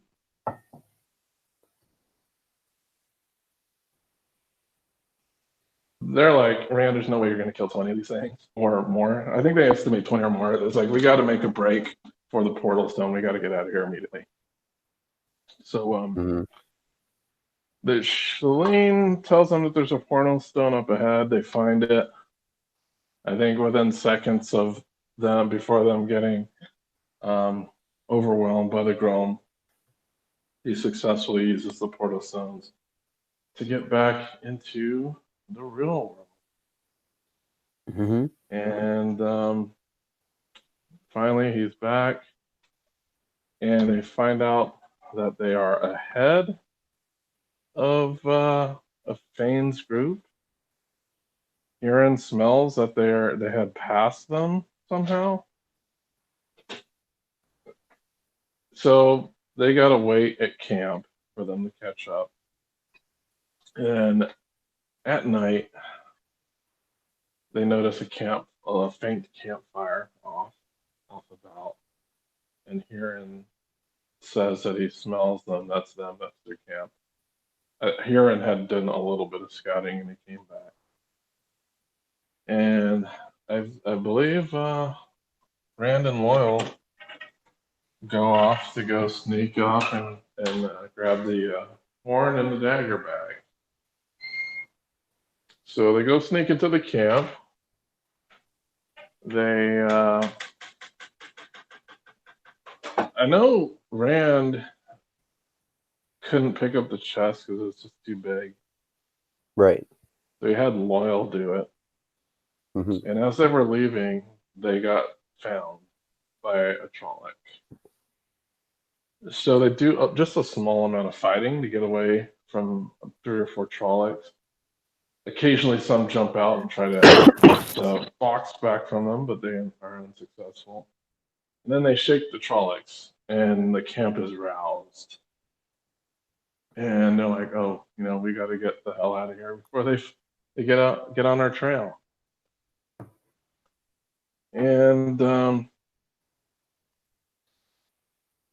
they go on. They go through some countryside nearing Carrion, and they come upon, what do they come upon? It's like a giant statue.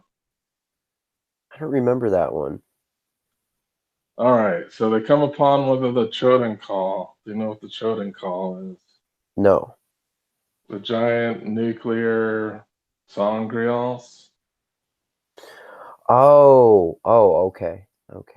Yeah, I forgot about So yeah, he goes past one, and he's like allured to it, like tempted to use it.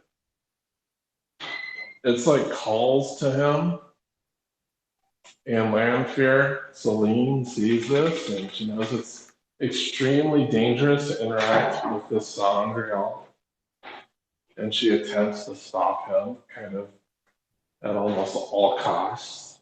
But Oh, and apparently, there's that male female distinction with the Angreal too. The Sa Angreal are the male channeling objects, and the Ta Angreal are the female ones, right?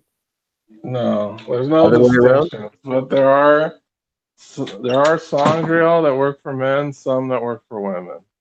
Oh, I didn't remember that. Oh, okay.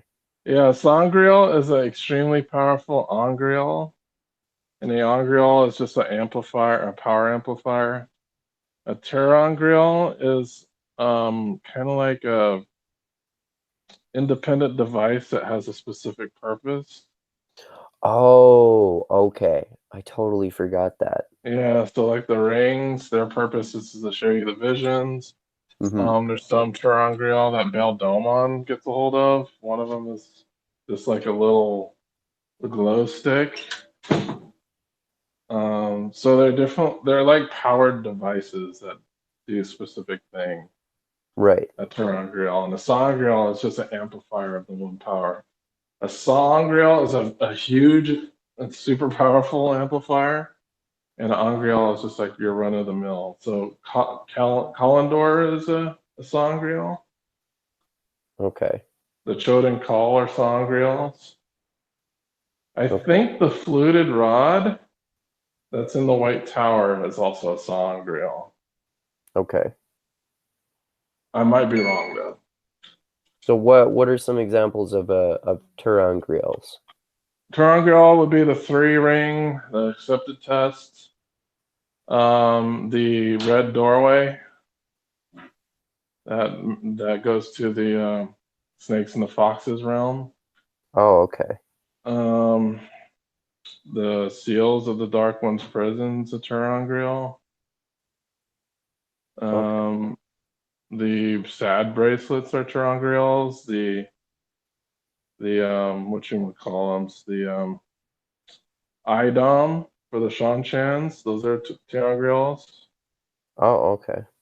Yeah, a sangreal and sangreal is just an amplifier. Terangreals serve a specific purpose. Right. Okay. So yeah, all the devices that have specific um, purposes are terangreals. Okay. All right. But for the angreals, they are geared towards men or women. So like if one works for a man, it won't work for a woman. One works for a Right. woman, won't work for a man. That Uh, that's that's where I got that distinction from. Yeah. Yeah, they have their own. They have to their Angreals would have to be geared towards either men or women. There's no like universal one. I guess Kalendor kind of is a universal one, but it's not really. It just requires linking to be effective, but that's another discussion. And then there's the Terangrial with the rings. That like when the Dream Ring, that's a Terangrial. Okay. All right, so yeah, they come across the giant Sangreal, basically the most powerful one in existence for men channelers, and he kind of freaks out, and regains his composure. They come across to this little town, and they're getting close to Carrion, so people are starting to play the stupid game, and they explain that they're traveling, and he asks about that statue to one of the local commanders, and he's like, "Oh, I have a digging expedition," and he kind of asks some questions about it. And at this point, this is where Celine leaves the party. She doesn't feel very comfortable there, and she leaves. I think one of the main reasons she leaves is that she says she's from Carrion, Hmm. but if she actually gets in touch with any Carrion nobles, they won't know who the hell she is. Hmm. So that would kind of blow her cover. Yeah.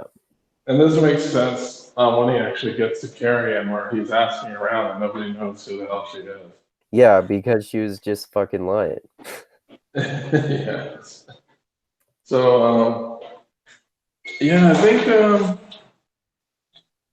she leaves in the middle of the night.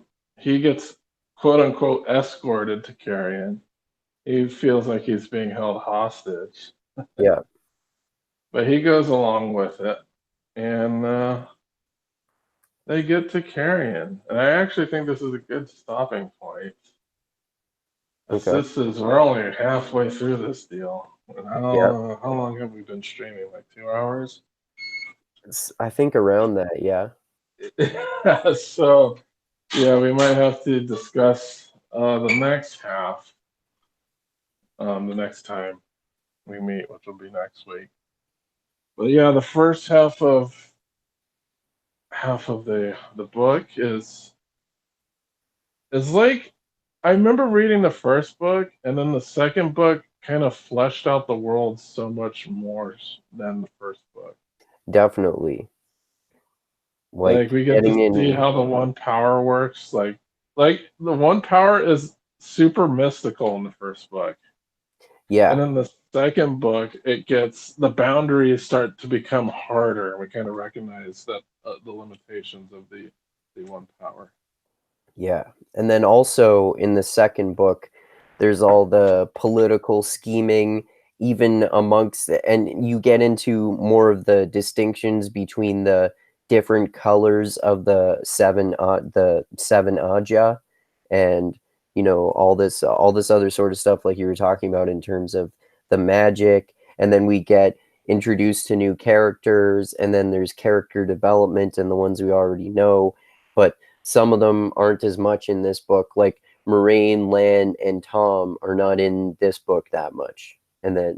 But then there are other characters, like we said. That's part of the reason why um, I understand why some people who are huge fans of this series view it as like one super long epic book in a way. Because if you go between the different books, it focuses on one group of characters more than others, and then the next one will focus on different characters, and then it might switch back and forth or kind of mix it up a little bit.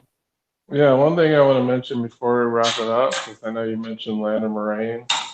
There is a part in the first half of the book where they just kind of like Land and Moraine did not travel with Rand. Land and Moraine traveled with the Armelin, Yeah. and she actually just went off. I think one of the girls asked, "Oh, where's Moraine?" And Varen tells them, "Oh, was it Varen? No, I think it was somebody else. Might have been either Armelin or Varen." Tells them that she just kind of went off last night, and then Leandrin went after her. I think it might have been it might have been Sherion who told them. Because I remember Varen also, it's mentioned that Varen left as well. So, and then the discussion that happens between Lan and Moraine when they're researching the prophecies, it actually sparks one of the prequel books Yeah, in the spring. So that little story that they tell about their first meeting, there's an actual whole book about their first meeting yeah. that you get to check out later in the series. That like chronologically is the first book in the series because it's prequel, like you said. But Robert Jordan didn't release it until, was it after the 6th book? After the 6th or 7th, I'm not sure. I think the publication order would be number 7. So yeah, after the Okay. book. But yeah, they do have a discussion, and they get attacked by a Drakkar during that little episode. And then the weird thing about that attack is that they have Aes Sedai and Mortars can sense not dark friends, it can sense shadow spawn, Right. dark spawn. They can sense them, and they're like, why didn't we sense this Drakkar? And they're like, oh, it was warded by an Aes Sedai. And they're like, oh shit, Black Yeah. Anta. Yeah, that's fucked up. Yeah. And another thing I forgot to mention too was they go pouring through these prophecies, and I think Moraine is trying to figure out how to guide Rand further. Yeah. By going through these prophecies. Yeah. And on the other note, the other thing I forgot to mention was that Varen starts to accompany the group because I didn't really talk about what happens to the group dynamic once Rand, Huron, and Loyal disappear. Yeah. What happens is the sniffer becomes Perrin, and he actually discloses his wolf powers to Ingtar. Yeah. And Ingtar is like, oh, I've heard of that. Yeah. So he's like not surprised at all. And actually, Ingtar asks Perrin if he knew Elias Machira. And Perrin's like, yes, I know who that is. So obviously, Ingtar kind of knows about that specific power. So he's not, but he does tell him, like, let's keep it a secret because you don't know how my men or anyone else is going to react to that. And of course, Perrin agrees because he doesn't really like his powers to be publicly known at this point in the book. Yeah, that's what I was just thinking about, actually. Yeah.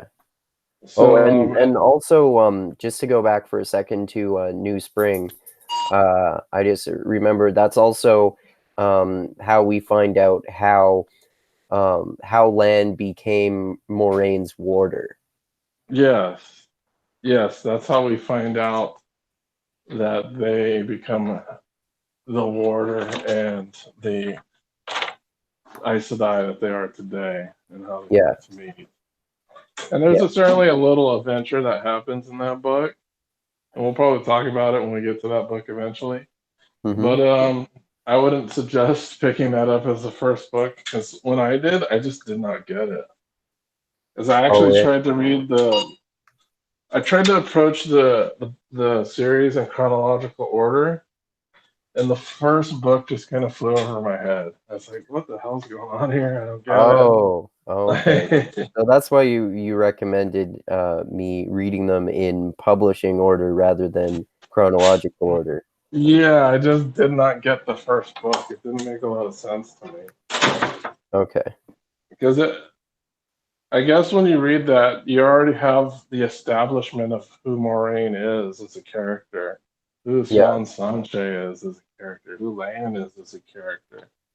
Yeah, exactly. But if you're just reading that as the first book in the series and you don't have that context, you might not know really what's going on in the book very much.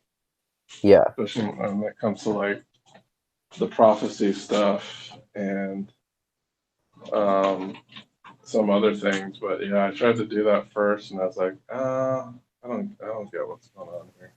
Oh, okay. But yeah, that's the other thing. I just forgot to mention that. Later on, Varen joins the group and with Ingtar, and I know they come across some Aiel during that, and you Oh kind of yeah. get to learn about he who comes with the dawn in that particular part of the Aiel prophecy. Mm-hmm. Um, so you do get to learn a little bit more about the world and some of the group dynamics, how Moraine is really pushing Rand to be a leader. The way she's doing this is she goes behind his back a lot. Yeah. She goes and tells Ingtar that Rand is second in command, Yeah. and Rand doesn't know this. Yeah. And the funny thing is, like during out the journey, like you have the Shinarans looking to him and staring at him for instruction, but he's kind of oblivious to that. Like they all know that he's second in command and he doesn't. Yeah. Yeah. That's part of that's part of why he's so pissed off and confused about it. Because everyone's Yeah, he's like like he's in why are charge. they all staring at me? Yeah.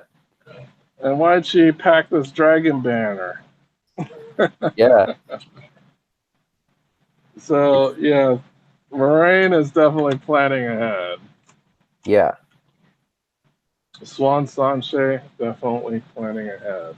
They're like grooming him to assume control, basically, Yes, and grooming I everyone else to accept his control. I agree. I agree. And I have one criticism. I guess I'm not. This isn't a criticism against Robert Jordan or anything. I remember I was listening to a Legendarium episode, and they're like, "Oh yeah, previously like Robert Jordan always described like what the towns look like," and he said, "Oh yeah, in Carrion there was no description." I would have to soundly object to that. Robert Jordan does describe some of the landmarks of Carrion. Yeah. One of those landmarks is the Crumbling Towers. Yeah, that's true. Yeah. And the Ogier, like, there's supposed to be like some really super high towers in Carrion that are in disrepair, and that Carrion has reneged on its deals with the Ogier, so the Ogier has stopped repairing them. Okay. You know, this is just a totally random thought, but I wonder if well, did the Ogier even exist back in the Age of Legends? I think, okay, I think that is confirmed when in book 4 Yeah? when Rand goes into the Ruidian.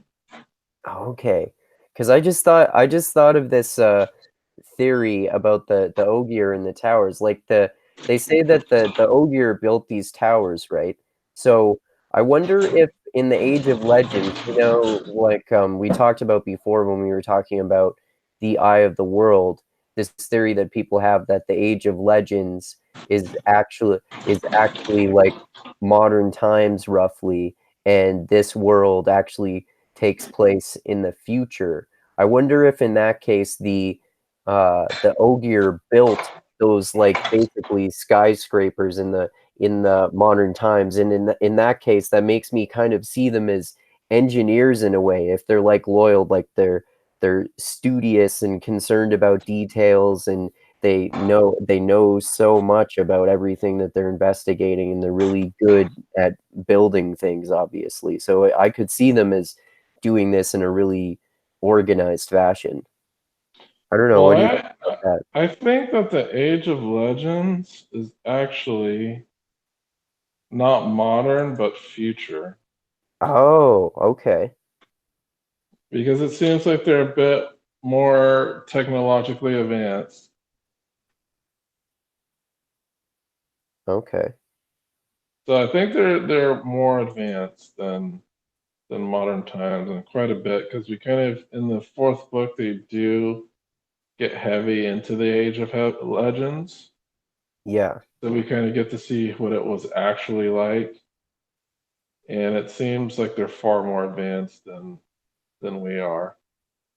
Okay. So you think the oak if they were that far advanced, there wouldn't be any need for the Ogiers to be doing all that manual labor to build the buildings then?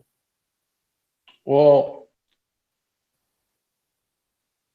I think because if you think about it, there were still Aes Sedai, and we That's don't true. know. Yeah. Yeah, they could have, and there were still buildings built with the one power after the breaking. Yeah. Yeah, The that's Stone of Tyr was built with the one power, um, and that the Stone of Tyr was erected after the breaking. So hmm even though there's still use for Ogier stonemasons, like not everybody has access to Aes Sedai to create like some crazy big, magical constructs. I think Ogier are probably just the tier under Aes Sedai, but I think Ogier stonemasons, they're of course they have exceptional gifts with masonry, but if you remember, Faldara wasn't built by Ogier stonemasons, but Loyal was still impressed by it. Right, right. It was just built by regular humans. That's a good point. Yeah. So I think maybe Ogier stonemason is like a stylistic thing. Like Okay. they make these really beautiful architectural like feats, but it's not like it's like choosing an architect. Do you want the Ogier style? Do you want Aes Sedai style? Or do you want something completely functional or modern? I think that's kind of how it works. Like there were still Ogier, and I believe the fourth book does confirm that there were Ogier pre-breaking. Right, right. But yeah, that's about up into the halfway point of the Great Hunt, and I can't wait the second half. The second half is so good of this Yeah, it book. is. Yeah. Like the first half is like a chase, and the second half is like this crazy battle, and then like this stuff that revolves around slavery and the Shan and stuff. Oh Then you yeah. get introduced, like a new enemy gets introduced. You get some really awesome character building moments and a really cool, like, big battle at the end. Yep, for sure. All right. So we will talk about the second half, starting at Carrion. And I think Carrion section is one of my favorite parts of the books, of Yeah. this book. Well, I like the whole game of house thing. It's really Oh yeah. intriguing. Yeah, definitely. And Tom comes back. We get to Yeah, see Tom again later. I like And that then too. And he's like, "Yeah, I'm just chilling here with my girl and, singing songs and telling stories and stuff. I don't want to get involved in this shit anymore, man." yeah, seriously. So yeah, I like the second half of the book. And I really love the pacing of this book. Um the first book, it was like from beginning to end, they were trying to get from point A to point B.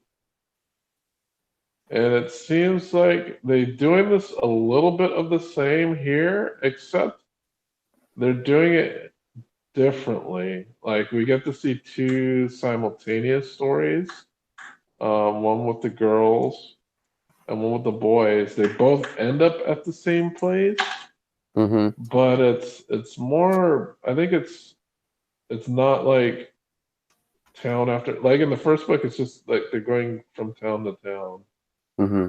especially the part where they get split up and Matt and Rand are on their own. It's just like, okay, town to town, town to town, town to town. here it feels a bit different because they do stop in Carrion for quite a while, and they instantly go from Carrion to the next place. So it's not a whole. There's a lot of travel in this book, but they do stop and kind of um, marinate in the different settings here a bit more. Yeah, that's true. Well, I mean, sort of, and part of it is I mean, they're they're in sort of more distinct settings at some points in this book than they are in the first one, just in terms of all the kind of like random small towns that they go to in the first book, other than the few bigger places they go to, like Andor, for example. Mm. 'Cause, yeah, Andor seems like your run of the mill kind of kingdom place. Yeah, Like it's not outside. It's not like outside of the fantasy trope. It stays within fantasy tropes pretty much. I really like Carrion as a place because it has kind of a different flavor to it. You have like the crazy political stuff that happens, and then their weird dress, and apparently the way they shave their heads. I think they shave like the front of their heads and just have the back. Like they yeah, have these weird hairstyles. they just have the top nut, right? None of the Shinarans have the top knot. Oh, right, right, The Carrianans, they shave the fronts of their heads. right. So it's So it like, looks like they all look like they have receding hairline. yeah, it's like intentional receding hairlines. Yeah, so that's what all the dudes do. And then this second book, we also, we're gonna have to talk about they actually go to a steading. So we'll Yeah. talk about that later. Um, and we'll go over all the second half because there's so much stuff that happens in the second half. It's a lot of cool stuff. There's stuff with white cloaks. The second half is very much chock full of a lot of stuff, Yeah, it definitely and, is. and we'll definitely get through that. But yeah, it's a big book. How many pages is this? The Great Hunt? Isn't this one like 800 or so? Yeah, they're all big ass books. So I'm glad that we're just splitting this up into two. That'd be way too long a video for one book, and we split the other book up like that too. So Yeah. Should have done that with American Gods too, maybe. That was like no, we got through it. We got through American Gods not too slowly. Like we got through that one pretty quickly because that was Drew's four and a notes half were pretty hours. condensed. Was it really that long? Yeah, remember I told you it was my record for my longest video. Oh, well, we went on like after that for a while. Then after Yeah, Drew yeah, left, we went on for a long yeah, time. we tend to do that. Nothing wrong with that. Yeah, so we'll keep up with this one. Next week we're gonna do the second half of the Great Hunt, and the top. I guess we're gonna top it off with, and this is something I'm gonna try next week too. I'm gonna just make this one segment, but next week I'm actually gonna split this off into two segments, so they're gonna be two different videos. But for now, I'm just too lazy. Let's go ahead and talk about what we read this week. Okay. So what do you got? Well, let me see. I read that book I told you I was gonna read. I read The Gods of War, which is the third book in that Pillars of Rome trilogy, which is a historical fiction trilogy about a senator and a general in ancient Rome.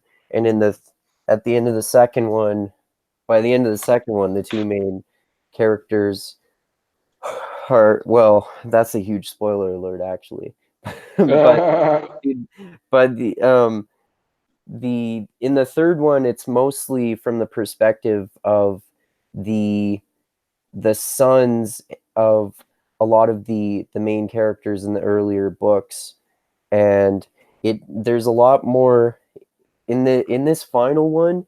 That one of the main differences is there's actually a lot more war and descriptions of actual battles and military tactics and stuff like that, and there's still a lot more political manipulation and stuff like that, and you can tell that this character who's kind of the long lost bastard sons of one of the main characters is going to fulfill his destiny, basically.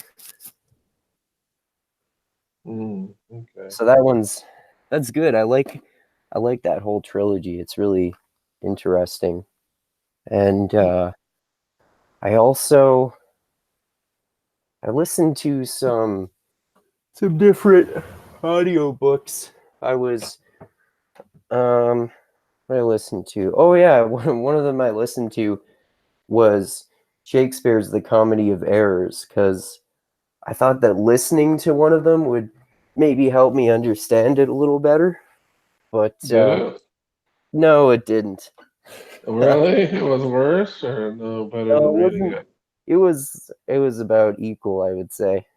But Yeah, with that Shakespeare stuff, you gotta have like cliff notes to see what the hell they're talking about. yeah, yeah, exactly. Um, and I also listened to another one that I listened to part of, but just kind of bailed on was this one called I think it was called Revelations of Divine Love. It was written by this medieval Christian mystic woman, and I thought it might be interesting because I don't really know how different Christian mystics are from regular Christians, but it was pretty boring to me. It was all like, God is all love, God is everywhere, isn't God amazing? We should praise God for all this awesome stuff. And I was like, yeah, okay, well, I get the point. Oh, so the book with the lady with some weird headdress on it? No, I don't think it's that. Julian of Norwich? It's a really, it might be that one. That is the author, yeah. So it might be that one. Okay. And Yeah. then I also, oh, sorry, go ahead. Oh, go ahead. You're good. I also listened to this audiobook by Jean-Paul Sartre, who is a really famous philosopher in the 60s. It was a play by him, actually. This was interesting to listen to this one in audio version too, like with that Hamlet play. Um, and this one is, it's about three people who meet in hell, and they're destined to be in the presence of each other for the rest of eternity. And Mm-hmm. yeah, it's an interesting premise. And It's Sart was the guy with the fucked up eyes? what's that? Sart was the guy with fucked up eyes? I don't know. I'm not sure I Uh, actually even know what he looked like. You should go look up a picture of Sart. He had fucked up eyes. Yeah, definitely look at a picture of him. Okay. You'd be like, what the Yeah, hell? that one was kind of interesting. I like learning more about his philosophy more, but it did have there was some interesting philosophical conversations and stuff in there. It was mostly characters getting mad at each other though, but it was fairly interesting. And oh, I'm listening to no, not listening to. I'm reading that book that Drew suggested. I think it was the one when we were doing the alt-right chat. He suggested this book called Cannibals All, and Hmm. it's really interesting. The I don't agree with it at all, of course, but it's this guy. It's a book written by this guy in the 1850s who is making a socialist argument against the abolition of slavery. What? That's crazy. Yeah, I know, right? It's interesting to see like how he thinks that, because basically the book is him laying out a really detailed argument for basically like um how capitalism and the free market and people working in this economy is worse than actual slavery. Okay, I don't Yeah. believe that's the case, but I whatever. I don't I don't either. I just like to It makes it makes sense from a socialist standpoint yeah, because socialist standpoints are particularly anti-choice. Like socialism likes to strip away choice from people. yeah, yeah, So pretty it much. makes sense that they would promote slavery. Yeah, yeah. Well, it's funny because he's basically saying like the only way you can be free is if we're living in this socialist state, because you're not free if you're not that way, because the free market is not really free and it doesn't give you liberty and all this kind of stuff. Yeah. Well, you finish that and tell me how it goes. I just think it's interesting. I don't think I'm going to agree with the argument, but it's like I was telling you, it's like reading Mein Kampf. I don't agree with anything Hitler thought or said, but it's interesting to get inside the mind of someone like that. Surely. I mean, yeah, I did try it. I tried another Ta-Nehisi Coates, but I couldn't get past the first 3 minutes. I just called it quit. Which one was it? 8 years we were in power, or something like that. Okay. You and I read the same one before, right? I forget what that one was called. It's called Between the World and Me, I think. Yeah, yeah, that's the one. So what's this one about? It was about Reconstruction, but I'd rather just, if I'm going to read about Reconstruction, I'd rather just read it from a legitimate historian. Not how it was all about evil white men. Well, I don't even know. Like, I couldn't get but 3 minutes into that book, and I was just, I don't want to hear any more of this. Like, I'd have to find,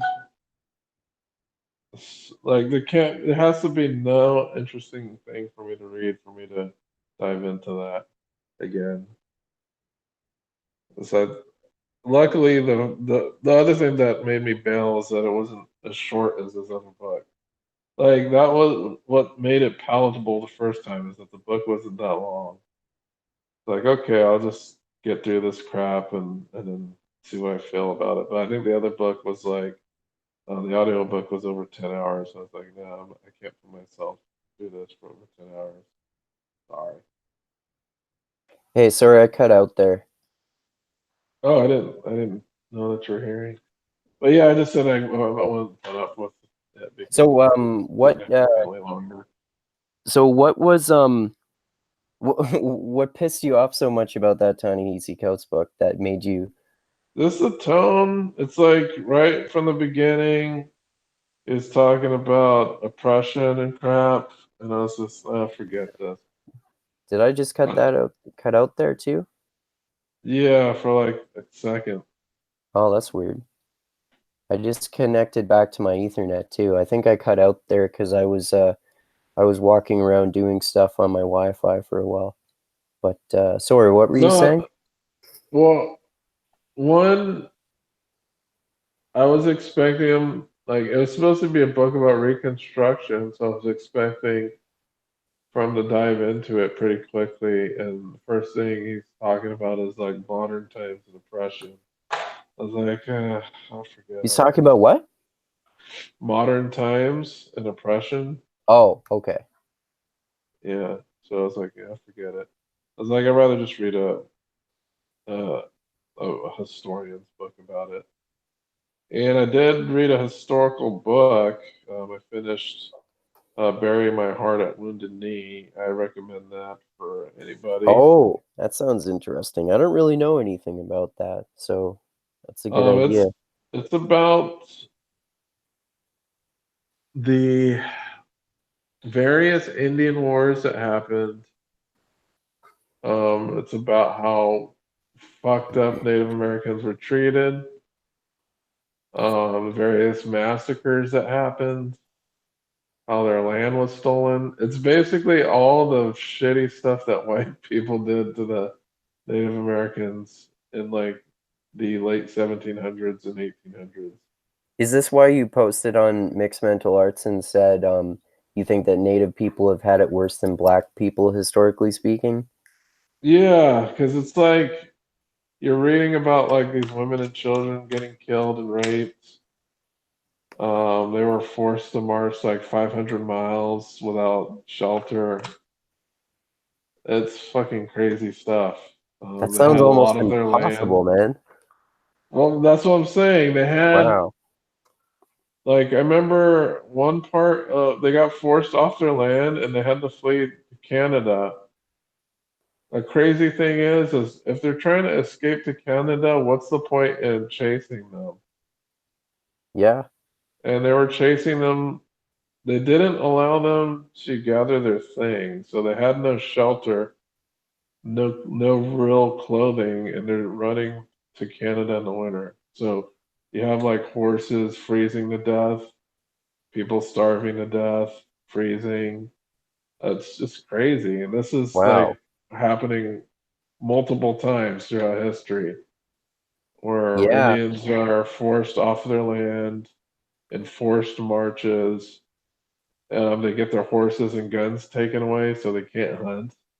And they have no mobility whatsoever. So they gotta hoof it by foot like 500 miles to a reservation. And Wow. people will get killed. People die from exposure, disease, hunger. It's crazy. And I There's was like, man, obviously a lot of mass genocide too. yeah, because of disease. So Yeah. it's, and then just like killing Indians was profitable. Like you bring a scalp and you get money for it. Right. Yeah. No laws apply to Indians. So if an Indian has a grievance with a white man, there's no way for them to actually they won't hear the case in court.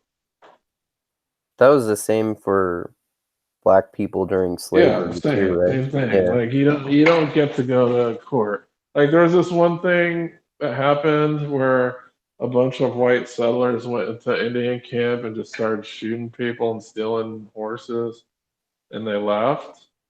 And No then consequences. yeah, no consequences. And then the Indians gathered up some of their warriors and they found these people and killed them, killed some of them. And then the army came and like, oh, we're arresting the Indians that killed these settlers. And they're like, well, these people they killed some of our children and they stole our horses. Like, what kind of justice are we going to get here for that? And they're like, well, there is Right. no justice for you. Wow. Like, Yeah, it sounds like I like, should read that. Not well, I mean, it sounds fucking disturbing, but worth learning about just for the context of history. yeah, it's I really found it informative. And the reason why I found it so informative is because this isn't something I was taught in American history. Like I remember them slavery, definitely. I learned this stuff in high school, elementary school even. But we didn't learn how shitty we were treating Native Americans in high school. Yeah, I I didn't really learn. No, actually, no. I learned a little bit about that. A little bit about that in elementary school, and a little bit about that in high school. Maybe more than I remember, but I'm pretty sure it was only a little bit. I didn't learn more about that until I was an adult, really. And most of the small amount of that I've learned about has been from just reading other books independently, like what you did. Yeah, because we didn't learn about the various Indian wars and the massacres that were associated with those Indian wars.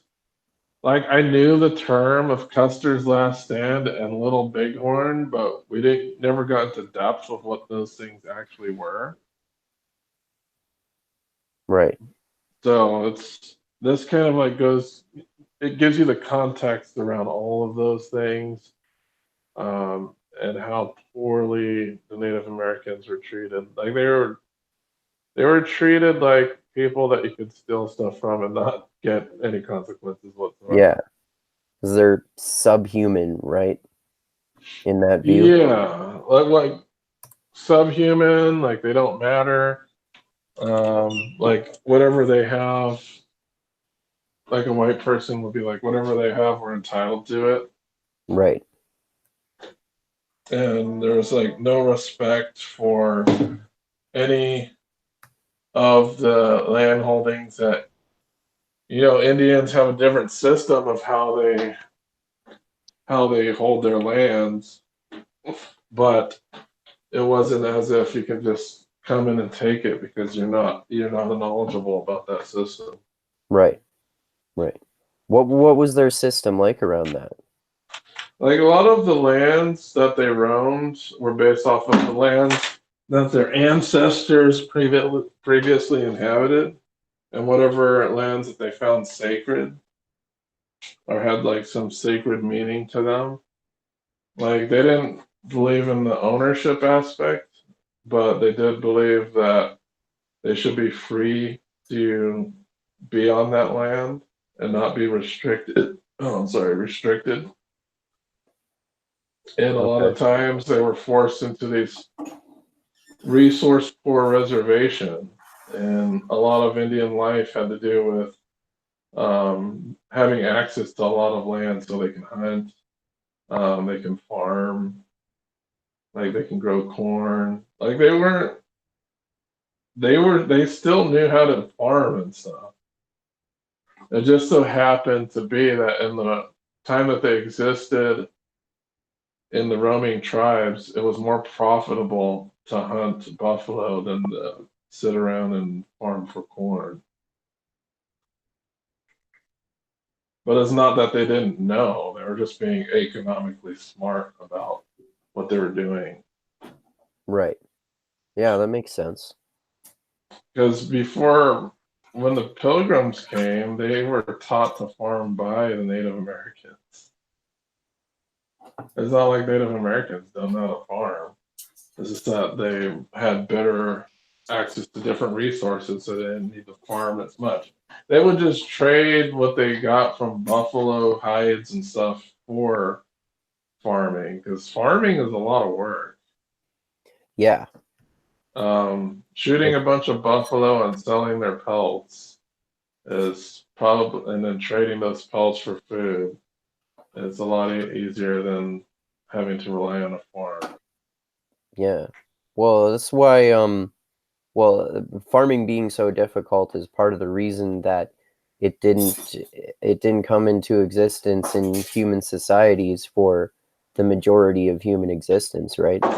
Yeah, because it's not easy. It's difficult, hard labor. Yeah. And that's why people got slaves to do it, because it's fucking difficult and hard. Yep. Nobody wants to farm. Yep. That shit's hard to do. It just amazes me that like in movies and TV shows that I've seen about slavery and stuff like that, that there can be rich people who have plantations who just do nothing but sit around and be rich people because they have their slaves doing all their work for them. Well, that's pretty much true. So, Yep. because they don't really know. And there is this attitude in the South that that type of labor can be beneath somebody, so they won't, even if they're really like. I think Hitler had that kind of idea. Like Oh yeah, Hitler probably. thought manual labor was beneath him, Yeah, but it he was wouldn't a surprise me. but he was basically a hobo as a young Viennese aspirational painter. Yep. But he felt that manual labor was beneath him, so he didn't really seek it out. Yeah. It was just an excuse for him to be a bum in Vienna. I think he used that excuse his whole life. Look at how how small and weak he was his whole life. Like some of that. I mean, obviously, it might only be a really small piece of it, but him getting crazy, turning into a crazy Nazi, some of that seems like he's making up for something. Well, he was always anti-Semitic. That's not like Oh yeah, even oh so. yeah, That's not of surprising. course. I mean, But he like good. even as a kid, if I remember correctly. Yeah, I know. I remember when I was reading Rise and Fall of the Third Reich. Some of the writings he had when he was like 18 and 19 definitely reeked of anti-Semitism. Yeah, yeah, So I don't know. I don't man, know exactly the age he came across it, but he's definitely he wasn't. That wasn't something that he glommed onto yeah, later in life. It man. was something there from the beginning. Historically speaking, the Jews have been fucking persecuted innumerable fucking times. Oh yeah, I consider a Holocaust slavery. Like we're talking about the most recent slaves. There's Jewish slaves. Yep. I think concentration camps in any form are just it's slavery Yeah, yeah, it is. or slavery. Yep. North Korea, they got concentration camps, so there's some slaves there. Yep. But yeah, what else did I read? Blank, I finished. Oh, cool. What did you think of it? I thought it was really interesting. It's basically about unconscious decision making, Right. and Information chunking, right? yeah, like getting to the basic, essential information you need to make a decision. And a lot of it had to do with TMI is actually bad and can Yeah. stall the decision making process. That there really are really small amounts of relevant data that you can use to make a decision. I think one of the biggest ones was like when they're trying to figure out how to accurately diagnose like critical heart failure, and they were trying to find out what were the elements to use to figure out if they needed to be sent to a specific ICU, and it was like only three things that they needed to look at, Right. like things that you think you wouldn't ignore, you would actually ignore. Like, is the person diabetic? Is the person overweight? It's like no, there's only three things that you need to pay attention to, What are and those three things? one of them was fluid in the lungs, a specific type of EKG reading. And the third, I forgot what the third thing was, but it was like three things that were universal that had nothing to do with race, weight, age, or anything of that nature. They were just like purely technical things. Oh, okay. Yeah, I don't remember if it's actually from this book or maybe a different one, but a smaller example of that I've seen is this psychology experiment, I think it was, where they compared people giving three different choices of a flavor of ice cream, and that be with people given like 24 different choices or something like that. And Yeah, people, there was and a certain, there was that one in here. I don't know if it wasn't ice cream, but they had two Jello stands. One of oh, them okay, had six flavors, and the other one had 25. And the one that had six flavors, I think, had three times more cells than the ones that had way more choices. right, because people like unconsciously, whether we admit it or not, we kind of just automatically prefer having less choices because we tend to go for the same choices even if we have more choices, something like that, right? Well, yeah, and it's because more choices, you're more likely to come to indecision, Yeah, which means that you're just not get anything because you can't decide. If right. there's fewer choices, then you're more likely to come to a decision. Yeah, But yeah, that's an interesting book. It's definitely a science psychology book type of book, but it's not written in super academic language. yeah, it's nothing like Behave by Robert Sapolsky. Yeah, it's very accessible, Yeah, and they take very like different types of cases where that rings true. I know they do like one with examining fake statues. They do ones about like marriage and facial. This the most interesting one that I thought was like the facial expression decoding, Oh yeah, and then that's micro expressions. simply emulating specific facial expressions. Your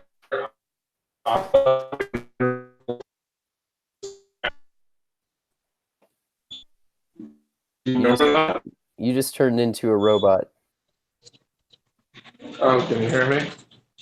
Am I still a Yeah, robot? now I can hear you. No, you're not a robot anymore.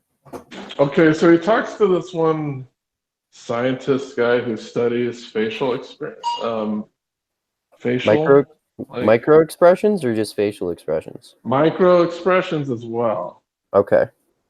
But he studied like the different types, and he had like really mundane and scientific names from like AU1 and stuff like that. Mm-hmm. And there were a couple of the expressions that if you can do them, you actually had autonomic responses to them. Oh, Even okay. if you weren't sad, you would do this specific combination of facial movements and muscle. If you had your like some, I think one of the ones you said like a smile, it's almost impossible to do a fake one because there's a Hmm. specific muscle group that is very hard to consciously control What about like around the eyes. what about sociopaths or something like that who smile, but you can tell through their eyes that they're not smiling? Well, that's it. Because there's a muscle group in the eyes that is hard to consciously control that is required for a smile. Oh, okay. Yeah, it's just some of these expressions are hard to fake. And Right. one of the analysts, he's like, yeah, there's if some of the expressions, like the one if you do the sadness expression, your autonomic nervous system actually takes on certain characteristics. Like one of the ones is like if you do a specific anger expression, he can record that your heart rate is going to go up even if you're not angry. Oh, okay. You Like know, even if you, yeah, it's pretty crazy. another book about this subject that I thought was really awesome when I read it a few years ago. I think around the same time that I read Behave for the first time. It's this Uh-huh. book by Lisa Feldman Barrett called How Emotions Are Made, and that was like a mind blowing book for me because I had read I forget the real guy's name, but the micro expression guy, played by Tim Roth on Lie to Me, whose name is Cal Lightman on the show, but I forget what the real guy's name is. But it was a large part of this book, How Emotions Are Made, was similar to Behave. Lisa Feldman Barrett examines like a whole bunch of different meta-analyses of studies and stuff like that, just like Robert Sapolsky does in Behave. And she found one Mhm. of the particular bits of information I remember really vividly from that book is that this this thing about micro expressions in particular is Mhm. is not really that useful or accurate because part of the one of the main reasons is that there's a hell of a lot of cultural variation in the way that emotions are displayed. Like someone's smiling in one culture could mean happiness, in another culture it could mean anger or something like that. So the ways we interpret emotions are culturally dependent. And then she was also going into detail about how there's so much individual variation in the way that people express their emotions. That's sometimes it's really easy to confuse one emotion for a different one, just even if we're talking about the same culture. Yeah, I think with the micro expressions, they were trying to see in Blink that they will occur when someone is trying to be deceptive with their emotions. I think one of the examples they gave was somebody doing like a speech or something, or he was like being interrogated, and the facial expert was watching the video, and he noticed that the person made an expression that was less than half a second. Mm-hmm. And when he saw that, he's like, yeah, he's being deceptive about something here. Okay. Because upon asking the question initially, he displayed a facial emotion for a small time and then went into some other Okay. facial emotion as if he's trying to mask what it was initially. So I think that's what they meant by micro expressions in this book. Okay. But as far as the whole cultural like variation, when if you're within a culture, then the culture, yeah, there's culture variation. But if you're within the culture and you're using what is culturally normal for your culture, you can certainly use these metrics um, to see what you can find out. You know, Mm-hmm. like if it's a normal white guy in America, it's likely that this normal weird metrics are going to work for the guy. Yeah. That's it. I think I mean it's been a long time since I read either of those books, but I think one of the distinctions was also that people can inadvertently make these micro expressions sometimes, so they can be misinterpreted for malice when they're just making this random face that sort of like happens to match up with a particular set of emotions, Mm-hmm. something like that. But Well, I I know could. in Blink they talk about how people have I think calls it temporary autism, Mhm. where it's when people are not reading a situation correctly, or if they're not reading someone's emotions correctly. They call it temporary autism because people who are autistic have a very hard time of intuiting facial expressions and emotions and what kind of like how to act on those. Mhm. I think one of the um, examples they give in the book was that someone pulls out a toy gun and a flag pops out that says "bang" on it. They say typically the autistic person will laugh at that, but a person who is not would just freak out and be angry about it. Okay. And that's because um, in autism they have a hard time processing like facial emotions and things like that. While people who don't have that hard time, it's kind of like a autonomic response that we don't even think about. It's like very automatic. Like nobody looks at someone's face and then calculates what that means. It's like we automatically know what it means. Yeah. In the case Unless of someone the who's autistic, they would have to calculate because they yeah. wouldn't know. Yeah. It depends on the person too. Like sometimes people have an unreadable expression, but you can interpret, you can definitely tell how people are feeling by their facial expression a lot of the time, for sure. Mhm. Yeah, that's for sure. Yeah. Even stuff like posture, stuff like that. Yeah. Well, yeah, that was a good one. I liked it. I think I'm gonna check out some other stuff he wrote. Yeah, he's a good author. I like his books a lot. I think I was gonna check out David and Goliath if that was available. Oh, that's a good one. I've read that one too. But I'm thinking I need to get a spot open so I can put foundation on there. So I can Good start idea. on that. Yeah. Yeah, But I some started going awesome back to stories. reading the Fires of Heaven again. Oh, okay. 'Cause I Which haven't one been is that reading in in the a long series time. again? That's book 5. Oh, okay. Yeah, because I was on hiatus from full time reading. I think what was I reading? The Lies the Teacher Tells You or something like that. Okay. Um, but now that book's back at the library because I ran out of time. I can actually read some real time again. Okay. But yeah, that's what I've been doing. And freaking Game of Thrones is over, so Yep. there's I that. I still haven't watched any of the fucking enormous waves of YouTube videos that people have been making about that. But I can tell without even clicking on any of the videos that it seems like a lot of people were pissed off with the ending. Yeah, I'm not pissed off with the ending. I'm unhappy of the journey. Oh, okay. Like the journey was not sufficient. Oh, The okay. ending totally makes sense for me. It's that the journey that they took to get to the end was not sufficient for me. Okay.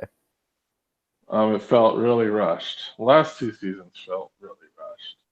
Okay. And I don't think they filled the void in order to adequately explain why that ending is good. Okay. Are there the same number of episodes in every season? Nope. Seasons 1 through 5 are 10. No, 1 through 6 is 10, I think. 7 has 7 episodes, and the last season only has 6 episodes. Oh, okay. So yeah, the last two seasons are. I'm not sure if they're shorter time wise because many of the episodes in season 6 I'm sorry, season 8 are like an hour and a half. Oh, really? I think at least 3 of the episodes are an hour and a half. Oh, okay. So I guess it kind of has 8 episodes if you're going by that time metric. But yeah, to me the ending makes sense. It's just the journey to that ending was inadequate. Okay. Could have been done better. The last two seasons could have been done better. That's Oh, what I okay. think. Yeah, it feels super rushed. Okay. But yeah, when are you gonna start watching those things? I don't know, man. I'll probably do it sometime soon. There's so many fucking shows that I have to watch that people have recommended. Like I haven't watched any of Westworld yet either. And I I've still haven't watched the watched. first season. First Oh, season's okay. pretty good. Yeah, I've heard it's really good. And I haven't watched season 3 of True Detective yet either. And yeah, there are like so many other shows that I want to watch. But yeah, The I guy mean, that does Westworld, the guy that does the intro to Westworld is the same one that does the intro to Game of Thrones. oh, cool. I didn't know that. That's interesting. And then the intro to Westworld sounds a lot like the intro to the WOT Spoilers Oh, it podcast. does? That's Yeah. pretty cool. Like when I first started the WOT Spoilers podcast, I was like, this intro to Westworld would get stuck in my head because they sound so similar. Oh, okay. But yeah, Westworld, first season really good. I haven't finished the second season. I think I'm like 1 episode in. Do you think it's not as good as the first season? I don't know. I'm only 1 episode in.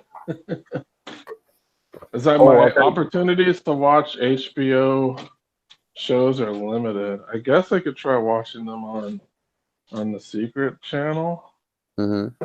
because I have an HBO subscription, but I don't have HBO Go. Oh, okay. Oh, you know that streaming service like Netflix that I told you about called Crave TV? Yes. That's apparently a Canadian thing, and I didn't even know that. Mm-hmm. Uh, that's in addition to having South Park on there and their own original things like Netflix does, they also have HBO shows on there. I found out the other Really? day. Yeah, I didn't know that, Which but ones? I saw an ad for it the other day. But I don't remember what shows they said, but they said they have HBO shows on there, so I guess they've got a lot of them. Okay, because I know Amazon Prime has some HBO shows, but they don't Oh, have the big ones like Westworld. They have older HBO shows for free. So The oh, Wire, okay, okay. Sopranos, Oz, stuff like that. Great.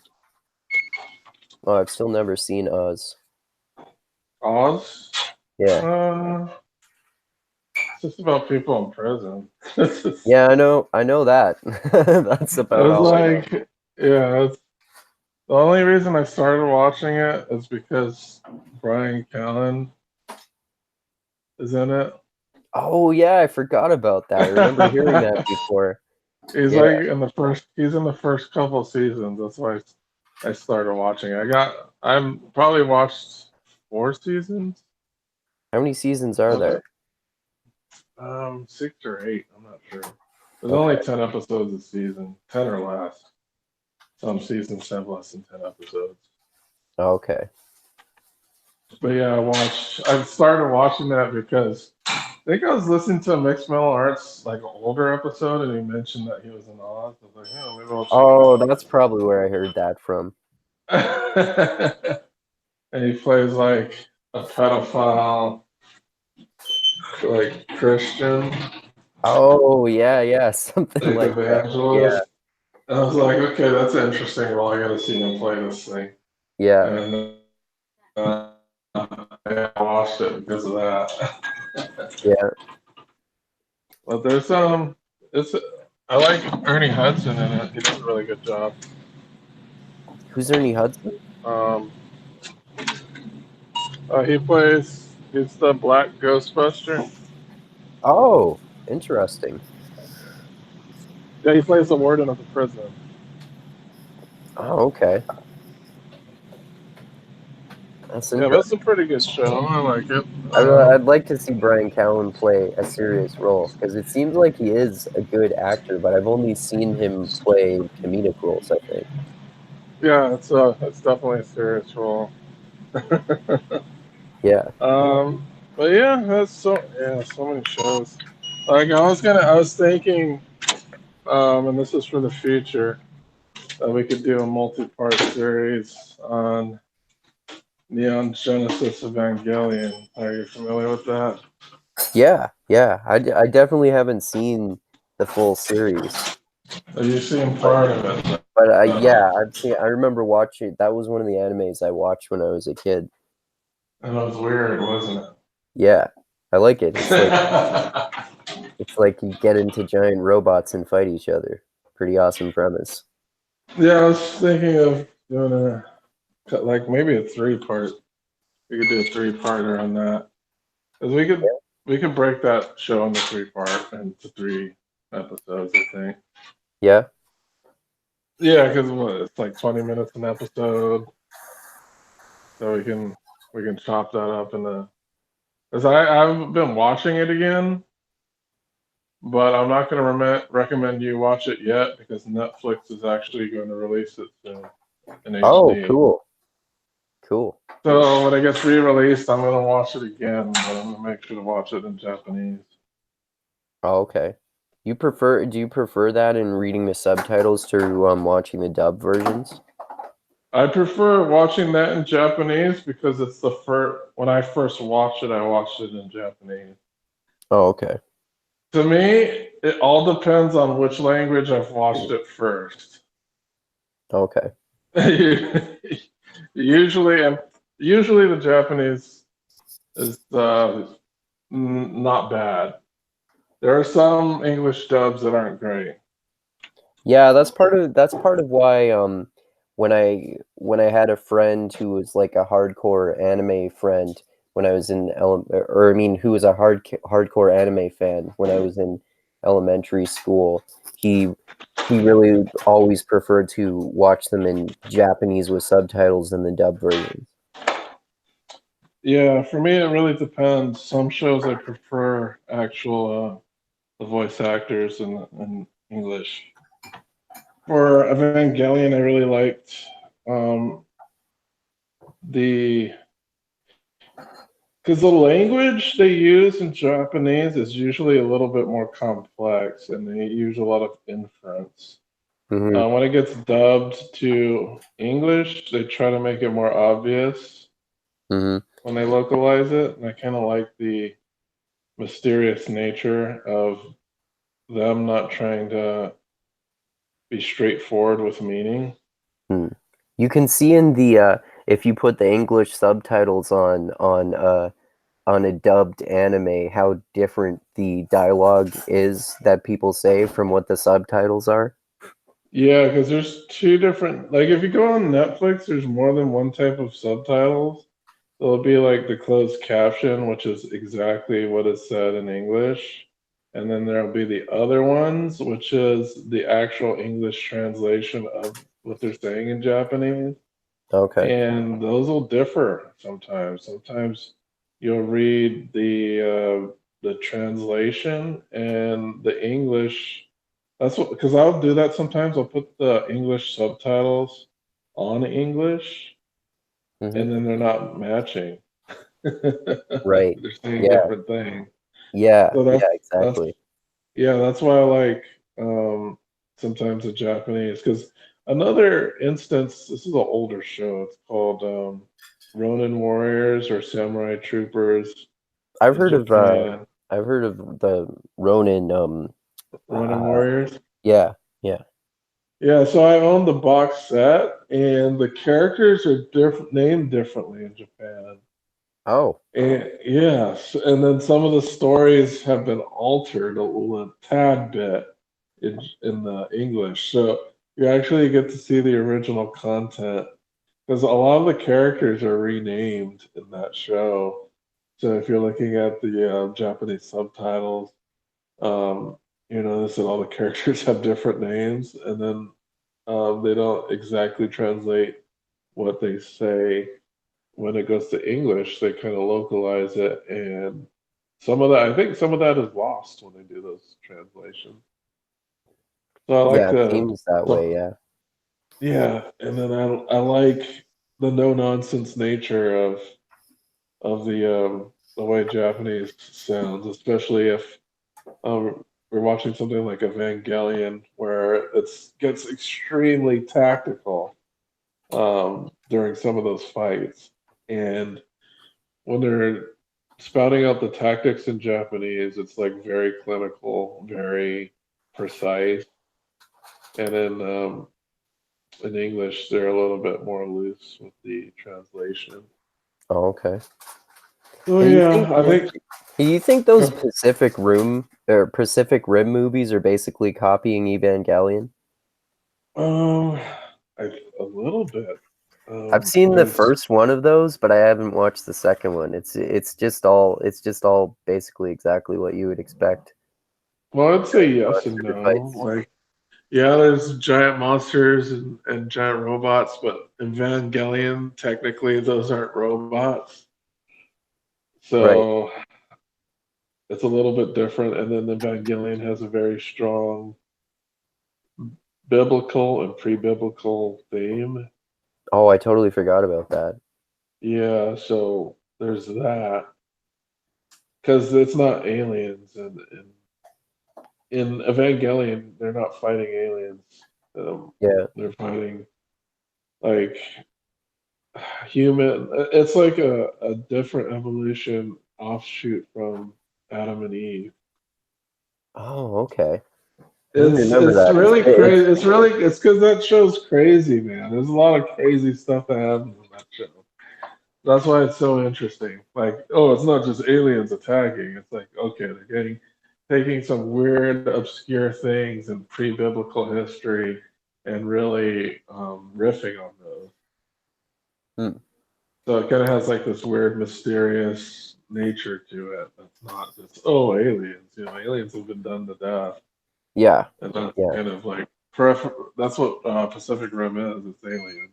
Yeah. That's true. And aliens and giant robots. And then those two things that kind of subvert those two things in Evangelion.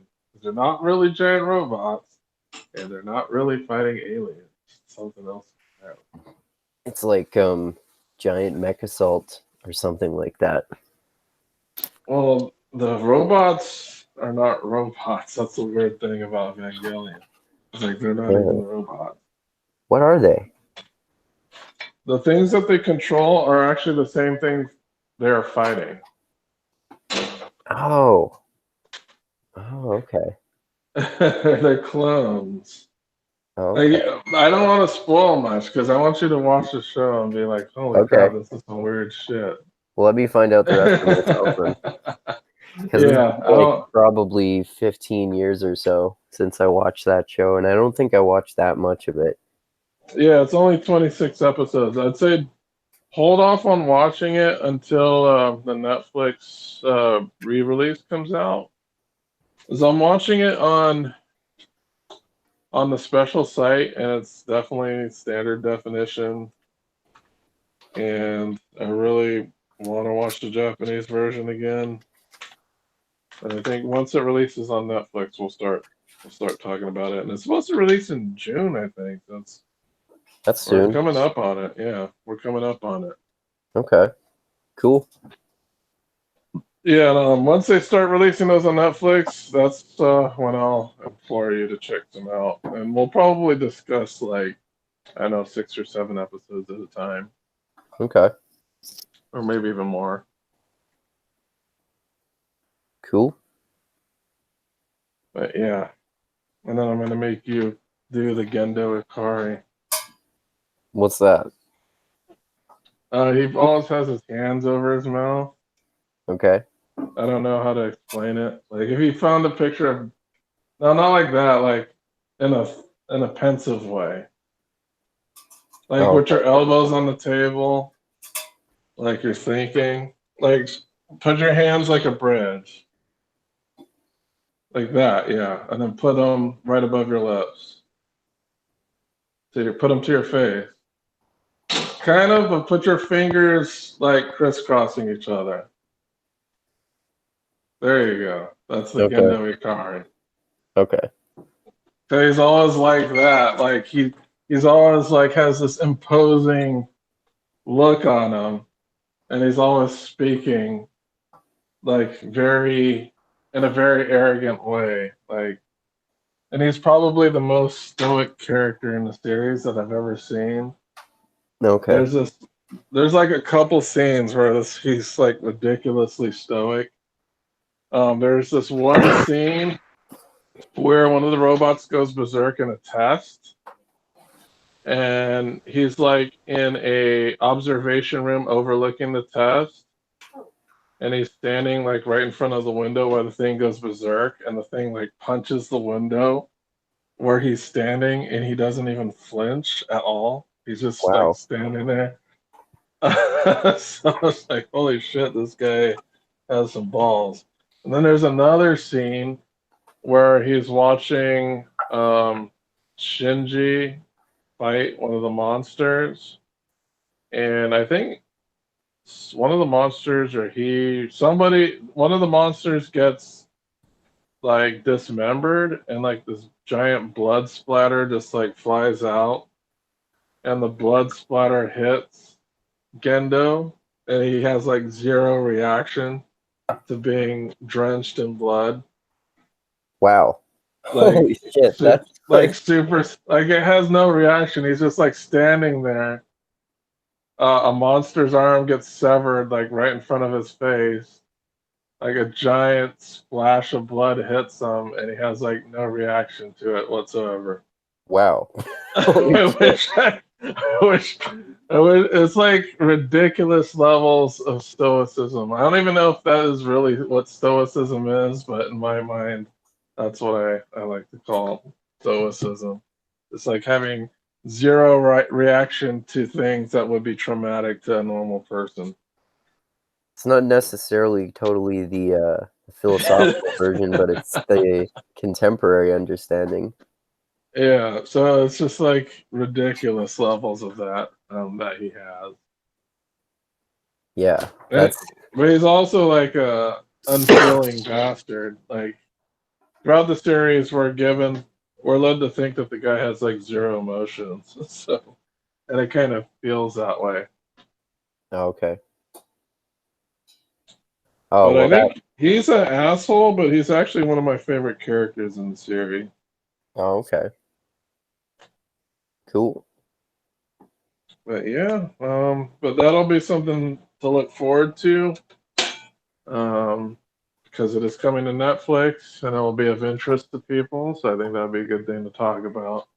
go over that series because it's getting a new coat of paint splashed on it, which Hmm. is the HD version. I have yet to see the HD version. I actually own the box set of this in DVD, Oh, okay. but for convenience, I stream it. But I don't really need to, but I do anyway. Yeah, I do that. So, I do that sometimes. Like if I own a movie but it's on Netflix and I haven't seen it in a while, I might be like, hey, maybe I'll watch that. It's right there. yeah, so convenience. Yeah. Yeah, I think we're about ready to wrap it up. Go ahead and inject your plugs into Yeah. the vagina of commercials. Yeah, if anyone wants to, they can check out my YouTube channel, Mindgasms, where I do podcasts and videos and read chapters of my novel. And yeah, I did a video last week on how Trump is a postmodern president, and I did a Yeah, that podcast. was a good Another. one. I checked that Oh, out. I recommend it. Everybody check that out. It's pretty interesting. oh, thanks a lot. Yeah, yeah, he definitely is a postmodern president. And I did some other podcasts with I think I did one with Tim Keefe, another one with him and Shane Kennedy about postmodernism, where since Shane Kennedy was there, we were debating about postmodernism a bunch too. So that was fun, in addition to learning more about it and stuff like that. Yeah, and people can also uh, they can check out my blog if they want to at mindgasms.theblogpress.com, where I write blogs about ideas, and I release chapters of my novels and short stories and poems sometimes too. And I'm on the social medias as well, Facebook Ibuha and the Twitter at Andrew Meintzer. And I have my weird German spelling of my last name, which is Meintzer. And that's about all I've got. All right, great. Well, of course, check his stuff out. Like and subscribe to his channel. Check out that Trump video. It's pretty entertaining. And for our Mixed Mellow Art stuff, I know we have an edited podcast episode that's being ready to be posted. So stay tuned for that. I'll be promoting the hell out of that when it rears its head. Um, Awesome. Which one is its it? beautiful head. Who Beautiful head. did Hunter talk to? Um, I don't want to disclose it yet because it's not public. Okay. But You should I tell me do once the know stream is done. that John Haidt is on the table though to be talked to. Oh, that's great. He's always an awesome guest. So yeah, look forward to those because I did ask about the episode. It's already been completely edited. It's just waiting to be posted now. Cool. And yeah, check out our Facebook group and our social media presence at Twitter, Facebook, and Instagram. And I thank all the Patreons who have been helping us keep this alive, this machine going for the many years that this podcast has been around. It's been around since what, 2012? Like It's been around. the original Brian Callen podcast? Yeah, the original Probably. Brian Callen podcast. Probably, yeah. It's been around for a long time, and I'm really happy to work with these guys. And yeah, just stay tuned for some new episodes. And we're going to be here next week when we talk about the second half of The Great Hunt. And after that, I'll have to think about it because I do want to do a book chat about the culture code. I'm not going to do a vote for the next book chat. It's just going to be about that. And I Right. will have to ask Hunter if he wants to get in on that one because I know that's one of the Mixed Middle Arts core books that gets referenced quite a bit in the Mixed Middle Arts parlance. So I'll Yeah. ask Hunter if he wants to come on to discuss that particular book, and then I will have to buy it and then read it. 'Cause that's been on my. It's actually on my library list. I've been waiting and waiting for it, but Okay. usually all of the Mixed Metal Arts chats books I always buy a physical copy, kind of as a memento of doing a show for that. So, but I still need to get a Black Redneck White Liberals book. I don't have one, Oh, a physical copy yet. yeah, that's But a good one. Yeah, Culture Code is good. I read that based on Hunter's recommendation. What's that? Oh, what's yeah, that other one? That Talent Code. Talent Code. Yeah, yeah, that one's really good too. Yeah, both of those books are actually on my library wait list. I'm still waiting on them. But Yeah. I finally got Blink. Blink was the book that I put on hold in 2017. Wow. Like 2 years. It's- yeah, almost. Wow. November 2017 is when I put that book on my wait list. Wow. Yeah, finally got to listen to it. As the author does read the book in this case. Yeah, that's always good. Yes, so check out Blink. Check out Bury My Heart on Wounded Knee. I love that book. I've been really liking history books the past few days just to get, you know, more insight. Because the first history book the life teacher told me, that kind of gave me a little glimpse into like the Native American situation, and then I found this one as completely um, goes deep into that. So I do recommend that if you want to learn more about how I think in history, like historically, and we're talking about what we're taught in school from grade school to high school. It feels like their situation kind of gets glossed over, and I think more attention needs to be paid to their contributions to current society as well as how they were mistreated. I think that really needs to be um, put in the forefront, at least in the historical literature. That like even our historical literature glamorizes Indians about Last of the Mohicans Hmm. and stuff like that. But yeah, check it out. But back to Mixed Mill Arts. Yes, check us out. Next week we'll be talking about The Great Hunt. Same bat time, same bat channel. And we will see you there. Yep. Adios, everyone. All right. Take it easy and make sure to check us out next week.